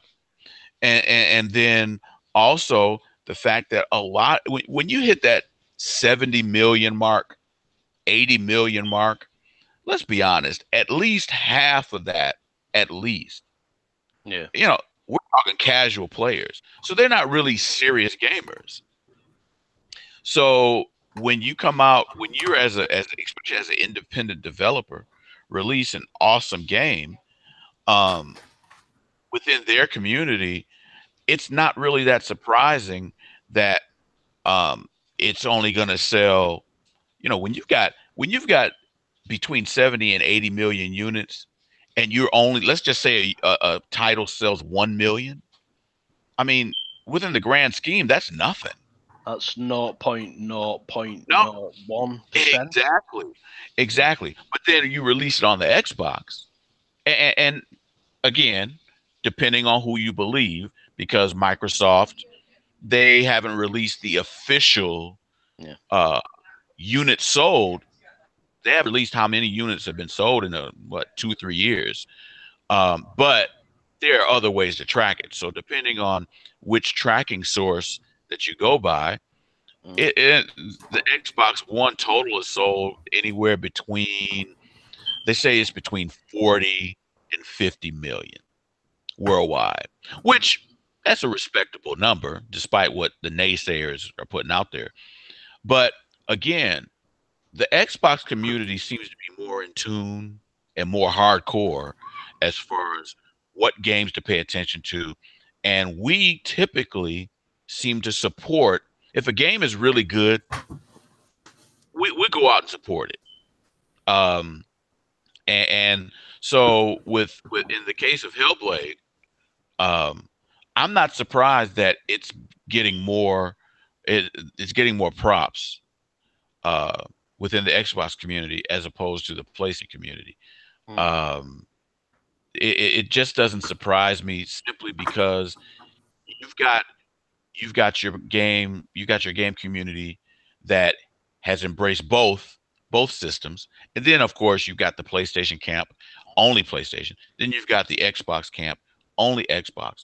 And for those that are only Xbox, it just seems logical to me that when a game of that caliber is made available, yeah, we'll flock to it and we'll support it. And then we'll, not only will we play it, not only will we buy it and play it, but we'll actually support it on the forums and in social media and in podcasts. We'll talk a game up and extend its shelf life, so to speak. Yeah, I get what you mean, mate. It's I think I could probably sum it up like in a way of like, and probably I'll get in trouble for this. It's only important when it's an exclusive. Do you get what I mean? It's only important when it's an exclusive, that particular console, and and I mean, sometimes that can work both ways, because there is segments of each side which do it, but that's neither here nor there. We're actually talking about actually going and supporting the game. But yeah, like I'll always fall back on is that it's only important when it's your exclusive. You know what I mean? When it doesn't turn out to be your exclusive, then shit. That's not true. It's not what you were saying, when it first came out. There's also the price factor as well. They probably saw that price and go, oh, it's not going to be that great. Because it always comes back to haunt them. I mean, look at State of Decay. It's exactly the same price, and the game looks massive, and it just looks so good. You know what I mean? It's... I'm sorry, I just wanted to talk about it. We'll go to that. Yeah. Don't worry, you'll get your bit. But yeah, I can understand that as well. They probably look at the price and think, well, why is it that price? But surely it's not a good thing. You know what I mean? I think that argument is flawed. I really think that pricing argument is extremely flawed. Yeah, I really do. I mean, at the end of the day, just so you know, we've got 20 minutes left. So at the the end of the day, I'm fully digital this generation. I decided to go fully digital because, like, I wanted to. I knew that's where it was going. I, in fact, supported the original view of the Xbox One when they said you can have this Xbox family where 10 of you can share like 10 games between all of you. I thought, wow, that's amazing. I want to be all digital. And then loads of like babies online cried, and we lost it. But anyway, I was one of them criers. Oh, shots fired! Are you? No, to be honest, I didn't mind that. I didn't mind the 10 people and all that. Like, I just didn't want to go all digital. I was old-fashioned. I like my collections. But saying that, this generation, most of my games are digital. Look what happened with music. It's all digital now. You know what I mean? I still buy my CDs. Thank you very much. I'm an old man. I like physical. Van or something. Yeah. Anyway, I'm going back to vinyl. But the whole point is, I've got like 300 games in my library. And I don't really play indies. There is a few that are supported because they come through a game preview. But other than that, I pay like full price like for the actual digital game. But also most of them are like the ultimate collection. So like I'm paying close to like £100 for these games. I want to support you know what I mean? Like, and at the end of the day, it's like, go with what you support. That's great. And if if you think that something is worth the investment, and you think the people, the dev team, like the game itself, is worth the investment, put your money where your mouth is. As simple as that. And for say the $24.99, it's that's nothing. But for the experience you get out of it, wow, yeah, it's just it's unreal. So yeah. I mean, Hebot, have you played this game? Have you played it? Hebot? Well, there he is. Hellblade is a game that I, first and foremost, in order for me to talk about it, I have to basically say I'm not, I have to give a full, respect to those who suffer from mental illness, obviously. Like, people I know, a friend of mine suffers from schizophrenia. Me personally, I don't know the weight and the burden that it really is, I guess, for lack of a better term, because it's a sensitive matter that I don't think anyone can really understand, as it is with a lot of cases with many disease, unless you're suffering from it. Yeah. So I'm going to talk about it, but as a game itself and what they tried to create and do, with all respects to Del Poi and many others. Hellblade is I bought it for PS4, right? And I played it for a little bit. And I didn't really get a chance to really go back to it. So then when I, kept hearing ramblings that it was going to come to the X, I was like, I'll wait, see if it happens before I touch it again. Because I knew eventually I was going to play it on both consoles anyway. And sure enough, it did come over. I made the announcement not too long ago. It came out of nowhere. Nobody expected it to come out so soon. It was literally announced in March, and then came out in April, right? And the main reason why I gravitated to it, since I first started seeing the diaries that they were doing as they were doing the progression and the creation of the game, is because I'm a very big Ninja Theory fan.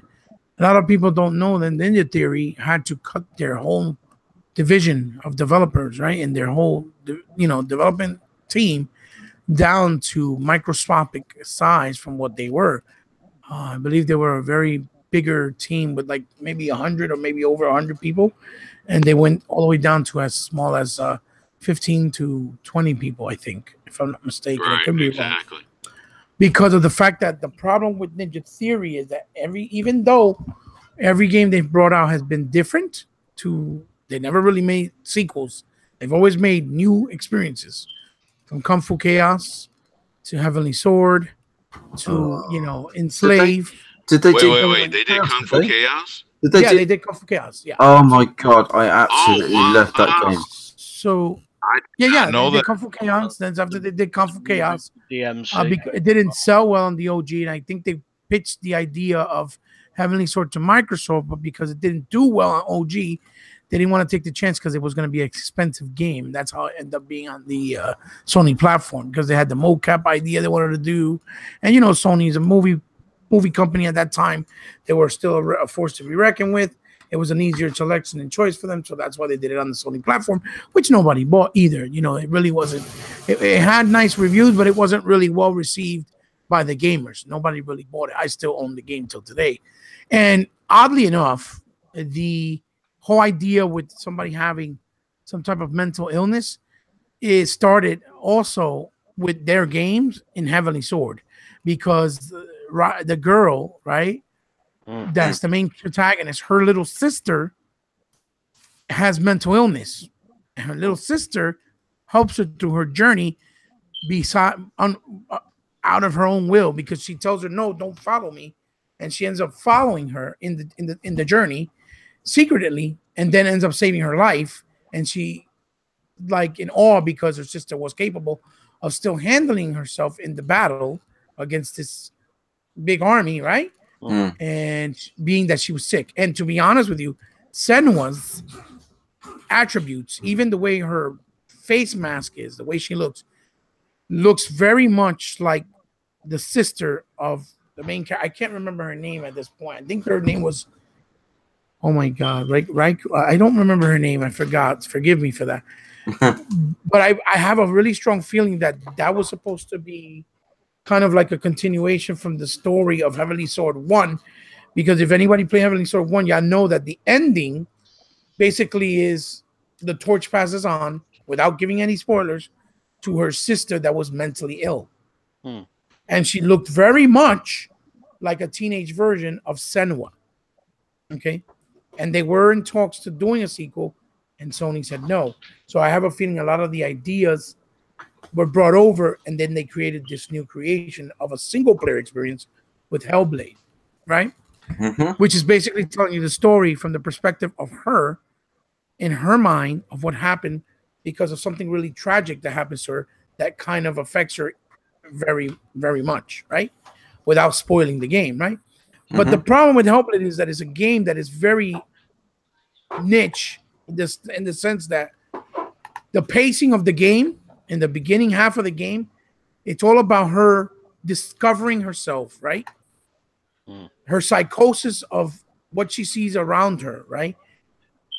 With different shapes and forms that are within the areas and the levels, which actually allow her to help unlock the doors into the darkness, right?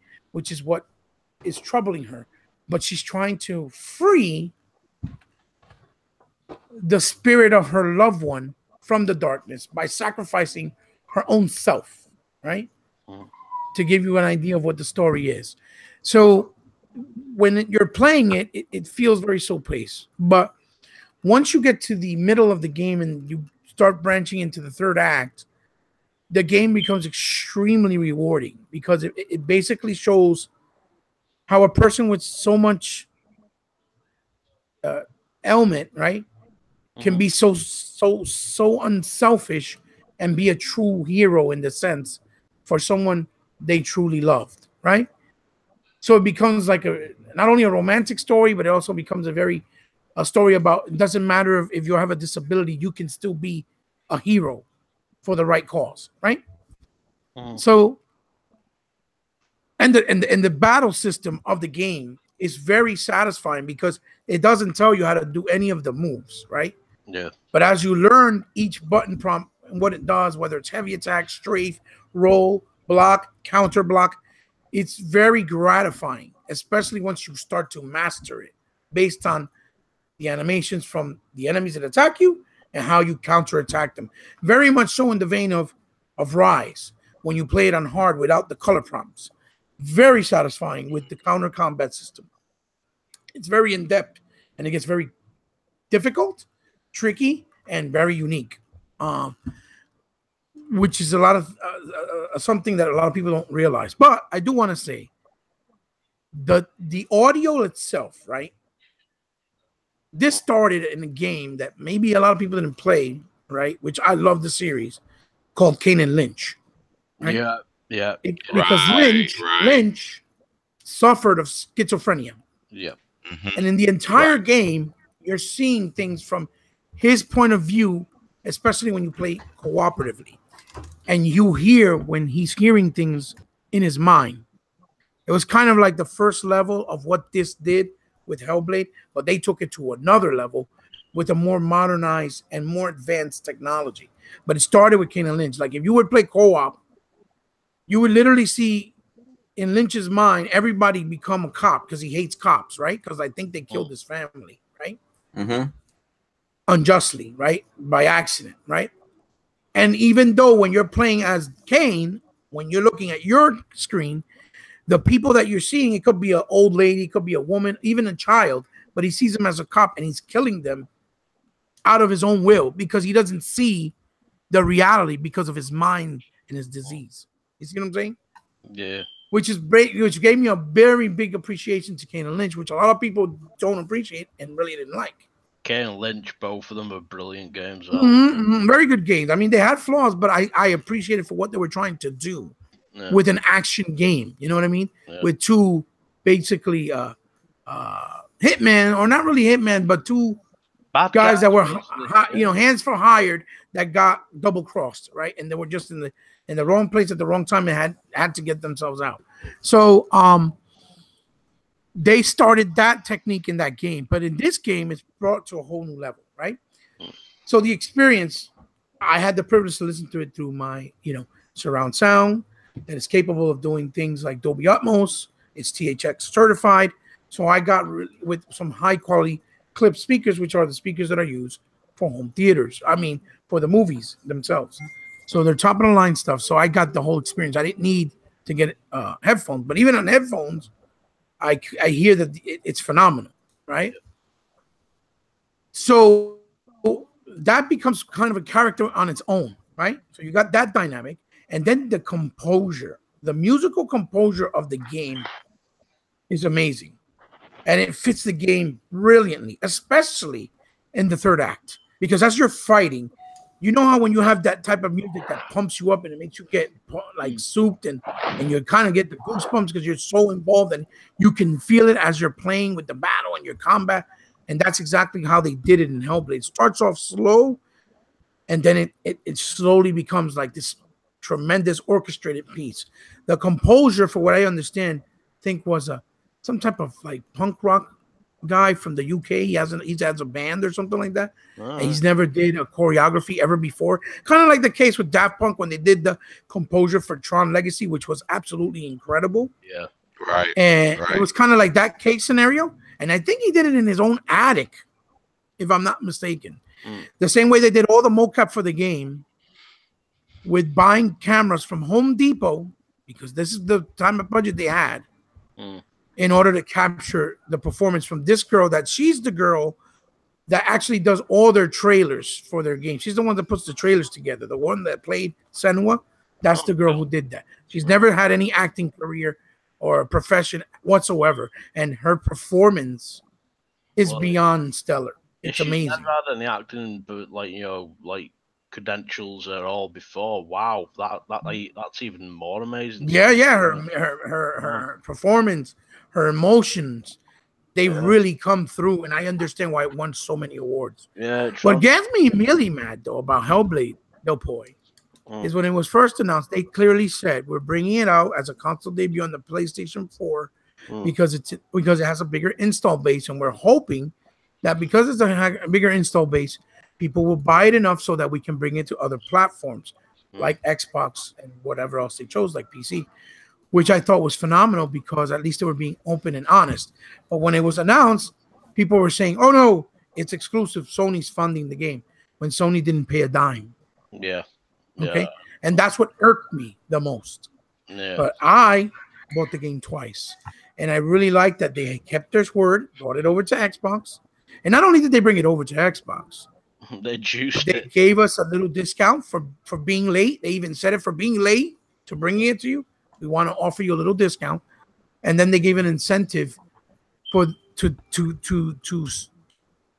devote the donations and the funds of the earnings of the game towards the mental ill. to help to find cures for people with mental ailments, right? Yeah. Which shows the kind of character and personality these people really are. Yeah. These people are a class act. And I thought it was amazing that the Xbox community gathered together and met that first mark, which was the 50,000 copy mark. Yeah. And they donated, I think, was $25,000. The second mark was 100,000 copies at a certain amount of time. But then they said, even though it didn't do it and met the mark, they will still donate it once it sells 100,000 copies. Yeah, I remember You see? that. But So, yeah, I mean, go ahead, though, boy. the other thing as well that was really good about them bringing it across for, like, say, because obviously I've got like the Xbox One X, is it's got 3 different modes on it. Yeah, And yeah. if you put it on like I choose the graphical fidelity mode, like not the 4K mode or, like, the smooth gameplay mode. But I want the graphics like pop, and wow, it's such a stunning game. Like, Right. the lighting and everything is beautiful. So yeah. To be honest, for the price that it is definitely a AAA quality production value game. Yep. And it's definitely a game worth looking at. It's like one of those games that even if you may be kind of adamant coming in, if you give it a chance, I think it's one of those games that will convert you and make you a believer and actually let you appreciate it for what it actually is or what they tried to do. Yeah. You see what I'm saying? I'm not saying that everyone's going to like it. Absolutely not. Because a lot of people are just, they just don't like it. Maybe because it's just too slow pace in the beginning, or maybe because they just don't see the point of it or whatever, because it's a video game. But I do like that they managed to make something of a serious nature and turn it into an actual adventure in the game. You know what I'm saying? Yeah. Because all those voices actually play a key role in how you play. Like, when someone attacks you from the back, they won't show you. It tells you behind you, be careful. And that's how you know somebody's going to attack you from the back. Yeah. You see what I'm saying? I really wish it, like, my voices, I had that ability, to be honest. That'd be quite handy, like, just in case. But yeah, man, I don't like that. But yeah, I know what you mean. It's like that it does help with the combat, and they help out in that way, which is good. But like I say, the main things when you listen to it, where it's the self-doubt, saying you're not going to be able to do it, why is she doing this, why are you doing that, like constant questioning of herself. That's exactly what it's like. Also, like, saying, oh no, you got to go that way, you got to go this way, you got to do this, you got to do that, and, like, why is she thinking that way? And then you see, like, things that just, like, pop into existence, and then they're gone. It's like you see weird hazes around stuff. Right. That's completely accurate. Right. Well, they did hire professional people, like doctors, that treat people with these type of ailments. They really went. I think a lot of the money went to that as well. Which is to be commended for them, because they wanted accuracy to respect the messaging that they wanted to give in the game. They didn't just put it together. Oh yeah, just use this idea and this concept without actually studying it, doing research. It was research. It was implemented in the game, just like they did with Quantum Break when they did the quantum physics. They actually hired actual people that knew quantum physics. Yeah, well, so that equation on the board in the school, like, that's a proper equation as well. Right. I'm gonna imagine. I have to imagine too, Del Poy, that the visionary aspect, like, how she sees things that look like something, and then when she actually sees them, they're not the way she looked at them. Like, they're exaggerated. And sometimes when she sees it, it's not that exaggerated. Has to do also with the accuracy of that mental.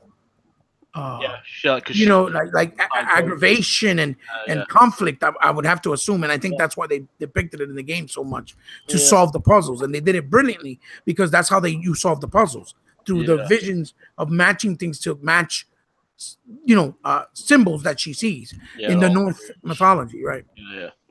Yeah, definitely. I mean, apart from that, like, the other thing was the Norse mythology. Like, I'm really, like, into me mythology, like, and they absolutely nailed it on point. So I was really impressed by that as well. Yeah. It's a lot of stuff going on in the game.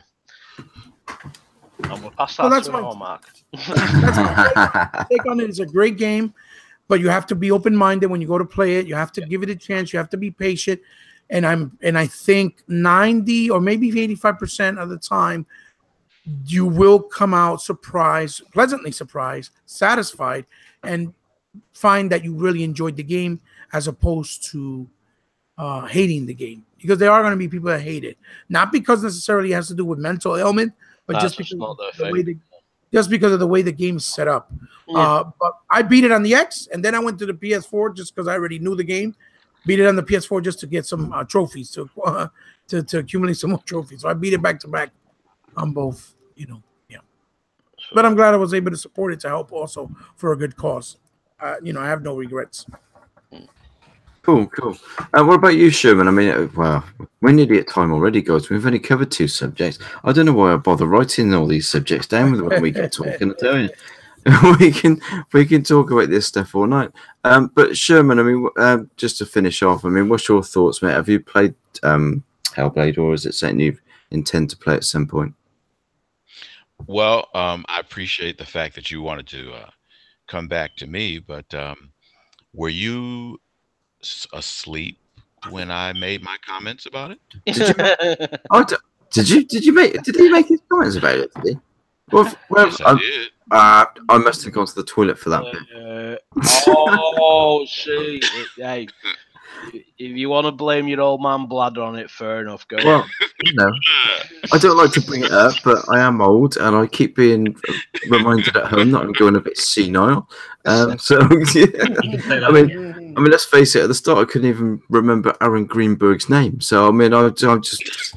That's just the way it is. That's just the way I am. You know what? Honestly, earlier when you did that, I thought that, because we all know that you're a big shot in the gaming community. Yeah, it's just a friend. That you're just on a first name basis with the guy. No, I just forgot his last name. Saying Greenberg. You just kept saying, oh, Greenberg. It's like you were name dropping and trying to impress us. When we realize that we know the real you, Chris. Yeah, I just He's referring to another person called Greenberg. Yeah. Well, it was Aaron. I was going Aaron. What's his fucking last name? I can't remember. Was it like a scene out of that comedy? You're forgetting now. It's terrible. It's captured. Yeah. Alan Partridge. Oh yeah. Steve. Giving everybody a virus. So, did we all give our thoughts on Hellblade then? Yes. Oh well, there you go. Ladies and gentlemen, everybody gave their thoughts on Hellblade there. I didn't. Yeah, you did. Yeah, you did. Shut up, Steve. He's trying to get extra airtime. God, I do work with a load of gits. I really do. You're just trying to send me loopy. Still wait for that payment. Yeah, the checks never arrive. I learned that from the first time. That's not my fault. You all give me the wrong addresses. It's not my fault. Well, sorry, we can't all live at the Bat Cave, can we? My double identity. Nobody else is supposed to know. What it is you've got dyslexic bats, haven't you? What I really like now is that it's so famous that if you go into most shops now, you can actually buy Batcave mats. I didn't know I was so popular, but there you go. Well, it's been it's been a great podcast. I can't believe we've spoken so much. We only really covered 2 subjects tonight, so 2 topics. There you go. Well, you predicted that. Yeah, I did. So actually. you have good topics. You can still hold them for the next one because you have very good topics. Well, yeah, are we going to get to talk like maybe around the time when State of Decay comes out, or before it? No. Oh, you wasn't speaking to you. Right, well, we could keep that one for the next one because I think if we start talking State of Decay, we'll be here for another 40 minutes. Yeah, because like I say, I've watched every single dev diary, all the live streams, and read all the interviews. So I'm basically an encyclopedia of knowing what's going on in that game. Maybe do your own podcast, Steve. I suppose actually I could just do me own, on my own. Then I can talk more. It'd be like Hellblade, wouldn't it? Well, to be honest, I talk to myself quite a lot anyway, so yeah, it makes sense. Are you sure it was you though, talking to yourself? Yeah, it's in my voice, which is the That's right. thing about it. No, I mean, it's the fact is, and that's why we work so well. I mean, we can talk so much about one thing, and we've all got our different views on these things, haven't we? And that's what makes it, that's what makes us work as a group. So Absolutely. yeah, it's fantastic stuff, and obviously people who enjoy listening to us because that's why they watch and interact with us in the chats and things. So no, it's brilliant. So yeah, no, I mean that's it. I mean we will wind it down and call it a day. Yeah, we'll start trying to keep it to a nice short number, so we don't over stimulate or over. No, that's it. I mean, exhaust people. Yeah, I mean, we've happily spoke for over 3 hours in previous podcasts, but we're trying to keep it down to 2 hours. What do you mean by we? Well, all right. me and Andy were actually messaging each other while the rest of you were talking. At one point, you were just like, "Yeah, well, what do you want to do?" So I turned my Xbox on and start playing the game. This is what we have to put up with. I don't know. No, it is though. I mean, it just works really well, and it comes across. So no, it's been great to have you all on again, and it's just a shame that we haven't been able to get on and do as many as we'd have liked to since Christmas, but that will change. So hopefully, touching wood, we'll be back in 2 weeks. Which bit of wood are you touching? Well, I can't say. I didn't like the sound like that. I realize that it's been a while, but remember, we're still a family show. Yeah. Hey. Oh, I've missed that catchphrase. I missed that catchphrase. I really forgot about it, but he's got it in there. He got it in there. But, we were close to doing That's What She Said as well before. Oh, we so close. If we start that, it'll go on for another hour. I'm sorry. It will. We've got to. That's what we did yesterday. We've got to make it through the goodbyes. Yeah, that took an hour last time. It actually did. That's amazing. It did. Just to say goodbye took an hour. Yeah, it really did. So I'm going to start from the left on my screen anyway. So Andy Mack, if you want to say your goodbyes, mate, and give yourself a shout out. Well, thanks everyone for stopping by. Goodbye. You can find me on Instagram. Tinder, Grindr. Just like rock. Oh yeah, me too. Yeah, and I'm just going to finish with this. Escape reality and play games. Oh, that's it. Okay. Wow. That's the message. That's a bit heavy. That's the message. That's the message. That's a bit heavy. That's actually pretty deep. How pissed are you? Not nearly as pissed as I want to be. That's what he wants to go. Give me a shot. All right. Oh my God, Del Poy, mate, give yourself a shout out and say your goodbyes. Shout out to Del. Right, okay, yeah. Just great to be back. We need to get into a bit of a rhythm, but get them more regular things. But thanks for everybody for listening. Sorry if I drone on sometimes, but that's the breaks. Anyway, cheers. I really appreciate it, everybody listening. Big shout out to DX Mansion and all the guys there. And a big shout out to Project Xbox as well. Keep it Xbox. Peace. Definitely. And to you, Hebot, mate. Well, it's been great, like always. It's just sad that it goes by so fast because it's always a treat, to sit here and sit with guys that we can't see ourselves, on a weekly basis in our real lives because we live far away from each other. And we definitely have established a friendship and definitely established a camaraderie that doesn't come easy, especially this day and age, No, that's true. I really appreciate you guys very much.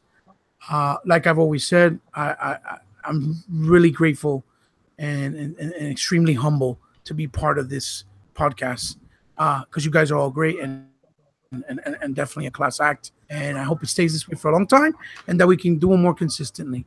So yeah, check me out on my YouTube if you like. It's obviously Hebot, capital H and capital B, everything else lowercase, space in between the E and the B. On Xbox Live is Hebot8, which I still haven't shamelessly send my friend's request to Shermanator, and I keep saying it and I don't do it. I keep forgetting. I'm gonna do it. You know Me what? too. I'm gonna do it as soon as we get off. As soon as we're done with the show. I keep forgetting. I'm so sorry. Forgive me. It's me too. Don't blame it. So I do the same thing. Also on Twitter, of course, with the disclosure up front, if you follow me, you might get sick of following me because I get nothing but cancer that follows me on Twitter and a bunch of trolls. They have nothing else to do. I already blocked 52 people in the last month, so that'll give you an idea. Then and also I'm on Infinite Rooms of the expansion with Dorian Bumpus. Shout outs to him, new legal felon, and obviously my family here at Project Xbox and Intramedia Gaming, with Mr. 100 and them over there. Now, real quick to finish off, for you gentlemen that may or may not know, and the viewers, I had the extreme privilege and absolute pleasure to interview Chris from Making Games from the upcoming Raging Justice video game, which is like a Streets of Rage style beat 'em up. Yeah. Cool. Yeah, it comes out on May 8th. The game. I believe I get my copy of the game sometime this week. I will be reviewing it, thanks to courtesy of them, and thanks to the real young Kano that was graciously enough to, and humbly enough to, send me an invite and allow me to be part of it. It's on his channel. I haven't put it on my channel, even though he told me that I could. I just haven't had the chance to do it. But it's on his channel. It's the real young Kano. He does the GRD podcast, I believe, Gamer Sections podcast, GSP. I think it's I was pronounced abbreviated. I'm sorry if I bastardized it. Didn't mean to.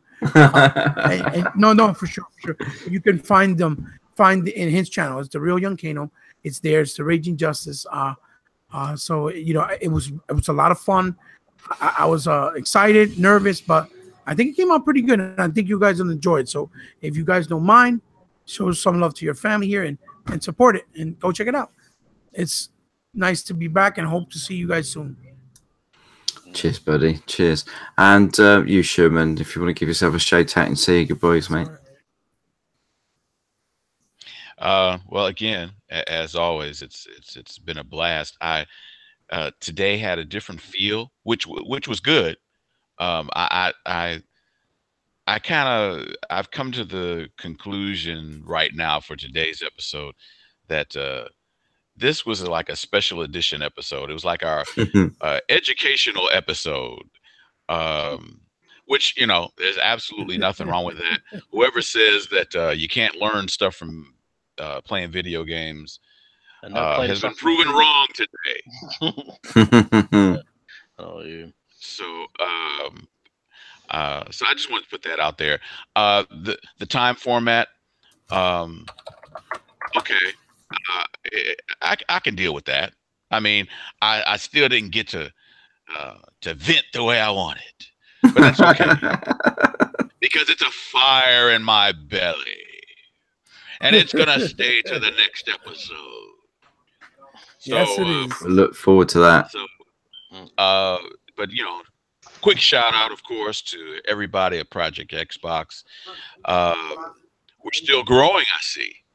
Still growing. Yeah, we're still growing. So we must be doing something right over there. People are still joining up. And so to all the new members, welcome. To all the old cats, keep behaving yourselves properly and you won't be disciplined.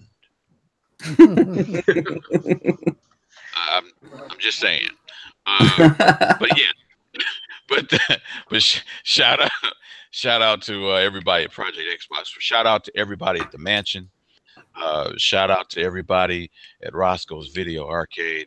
I can be found on Xbox Live as Technofunk, TECHNOFUNGK. Hebot, I'm going to hit you up as Yes, soon as we're please. done. Please. I Because everybody else, everybody, no. Everybody else, we're already hooked up online on Xbox Live. So, again, it's just look. Let me just say this before I wrap up this segment here with me. You know, it's been a long time that we've done a podcast when, and this is true, every Friday for the past month and a half, my wife has asked me, so are you doing your podcast today? Are you guys doing your podcast this weekend? If you want to come on it. That's really sweet. I should ask her. She just walked by me. So they want to know, do you want to be part of the podcast? She says no. She said that's my thing. She says that's your thing. Do your thing. She might just want some peace and quiet, to be honest. Like, I don't mean that in a bad way. So yeah, you do your thing. I'll go do my thing. But you know what? And I'm true story. Literally, for the past 6 weeks, every weekend, she's like, "So are you guys doing a podcast?" And then when I tell her, I don't think so, and she really gets disappointed. But then she told me she listens at work. See, Chris, see what you're doing. I know what you're doing. I know. That's it. Get told. So yeah, and she's not only that, but she's actually like in an unofficial capacity, she's kind of been assuming the role of our promoter, because she's told some of her coworkers about us, and I've actually that she. Hang on, Sherman, you're going to quiet. Oh, there you go. Hello, can you hear me? There you go. There you go. You know. Is it you messing with levels against Chris? No, it's not me. This time, not guilty. It's all your fault. So, I'm just saying all that to say that it's good to be back. We say this all the time, but still, we need to make it a reality, and that reality is we need to do this way more often. Most definitely. So to the powers that be, get on it. yeah, that Chris. Get told, right? Yeah. I know. Tell me about it. I'm going to go and have a word with them now.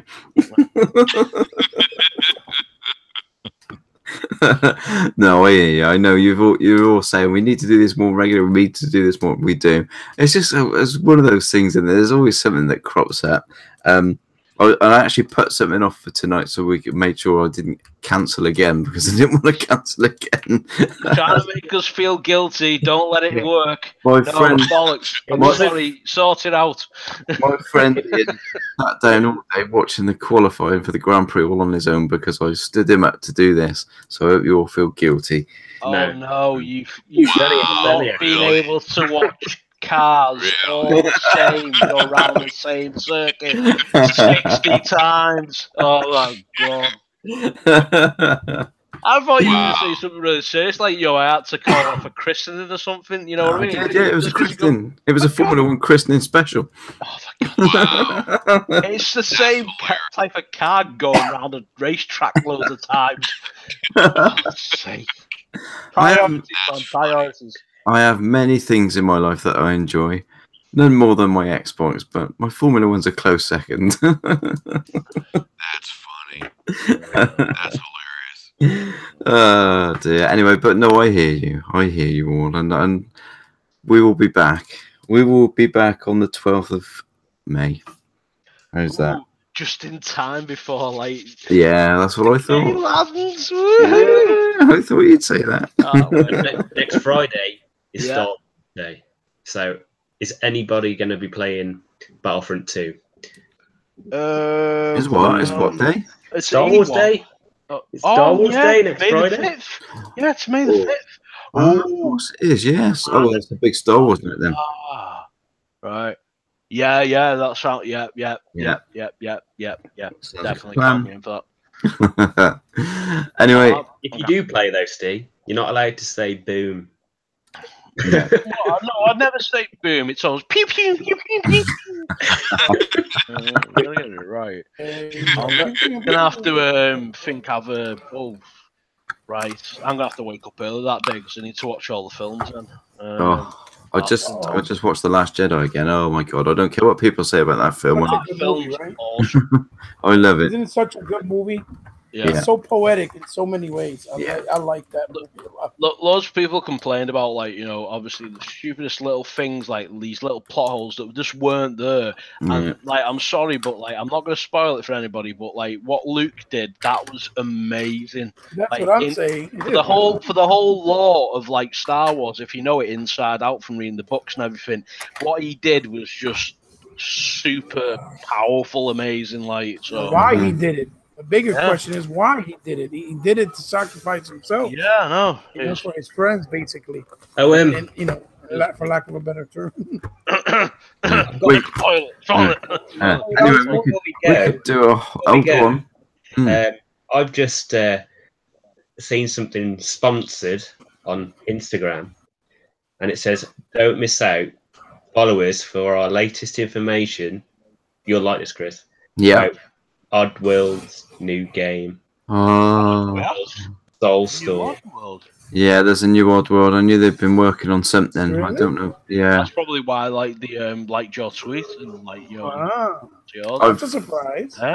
I've been pestering the devs. I've been pestering the devs on Twitter for the last 2 weeks about bringing remasters or on back compat for Stranger's Wrath and Munch's Odyssey, and they've actually been responding as well, which is awesome. Liking tweets and so yeah, I think I'm. It all falls into place. Yeah. So I might get onto them again this week and just give them a little poke with a stick. I might even see if I can persuade. Yeah, I go to Twitter now and say, "Do you know something I don't know?" If you could get him on. Yeah, I'll give them a little poke. Yeah, I love the Oddworld games. I think they're amazing, and I've been playing Munch's Odyssey again on my OG Xbox over the last few weeks, and it is just such a great game. I just found all the noises he made hilarious. Yeah, it's just good. It was great. So funny. So there you go. Anyway, but that's oh my god, so many different topics we could go on. Anyway, yes. So here we go. So Andy, Mark, Del Poy, Hebot, Sherman, thank you all for being a part of it again. I do appreciate it. You know, this podcast is a joy to do, and yes, we will do it more often, I promise.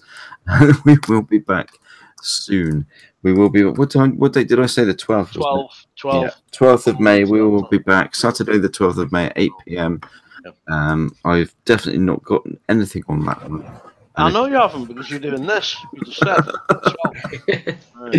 If there's Formula One on, I will not go. I promise. You don't want to watch it anyway. I mean, how many laps does it take to overtake in Formula One? 30? 40? MicroPod is definitely a man of his word.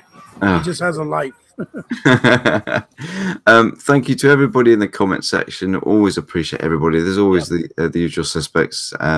We do appreciate the support and the interaction with us. We need to do perhaps we get on. Yeah, we need to do that. Maybe do a question and answers MicroPod special where the guys in the chat. Perhaps we'll just do one subject and then open it up to questions in the chat. Yeah, I think that might be quite good crack. We'd have to keep the answers short, otherwise we wouldn't get through many. But that would be worth a look and see if we can do that one time. That somehow feels aimed at me. No, not at all, not at all. No, if it was aimed at you, we'd have like quick fire round. I can do quick fire rounds. I'm good at quizzes. I thought you were about something else then. Yeah, I used to live in a pub basically, so yeah, I'm really good at quizzes. But no, it's been an absolute joy again. Again, just a quick reminder as well. The whole show tonight was dedicated to Xbox Addict. I do believe that there was a memorial service today for him as well, which Aaron actually attended. Aaron Greenberg, I actually retweeted on my Twitter. He took a video and they had a very cool like actual custom Xbox with his name on Yes, it. Like, it's amazing. It was an amazing guy, and it was extremely sad. And the way that the community has come together, and the execs at Xbox have been dealing with this, it's just been fantastic. And I'll be very surprised if there's not something at E3 this year. I Yeah, reckon there will be. I reckon there will be. So yeah, I mean, it was dedicated to him because I mean, it was, you know, for me. I mean, as I say, I didn't know him personally, but I knew of him in the community, and it was a shock seeing that news in the morning when I woke up, and it shocked everybody else as well. So yeah, so there you go. But yeah, that's it. That's the end of the MicroPod for this week. We'll be back on the 12th, and with more subjects and more chat. With these great guys that I have the pleasure of doing this podcast with. So no, he's up for something. Yeah, not at all. No, it is honestly it's a pleasure, and the fact that we're not giving you spoilers for the Infinity War. I don't want spoilers. I do not want Infinity War spoilers. You get. Are you sure you don't want to know about the really, really good bit? No. And everybody in the comment section's going, no. We won't. Oh dear. Yeah. And hopefully Insomnitech will be back next time as well. I'll message him when we finish and let him know that the 12th is the next date. But yeah, no, thank you guys. Thanks for joining us. Thanks for watching. Thanks for being a part of it. And we'll see you on the next MicroPod. Take care. Take care.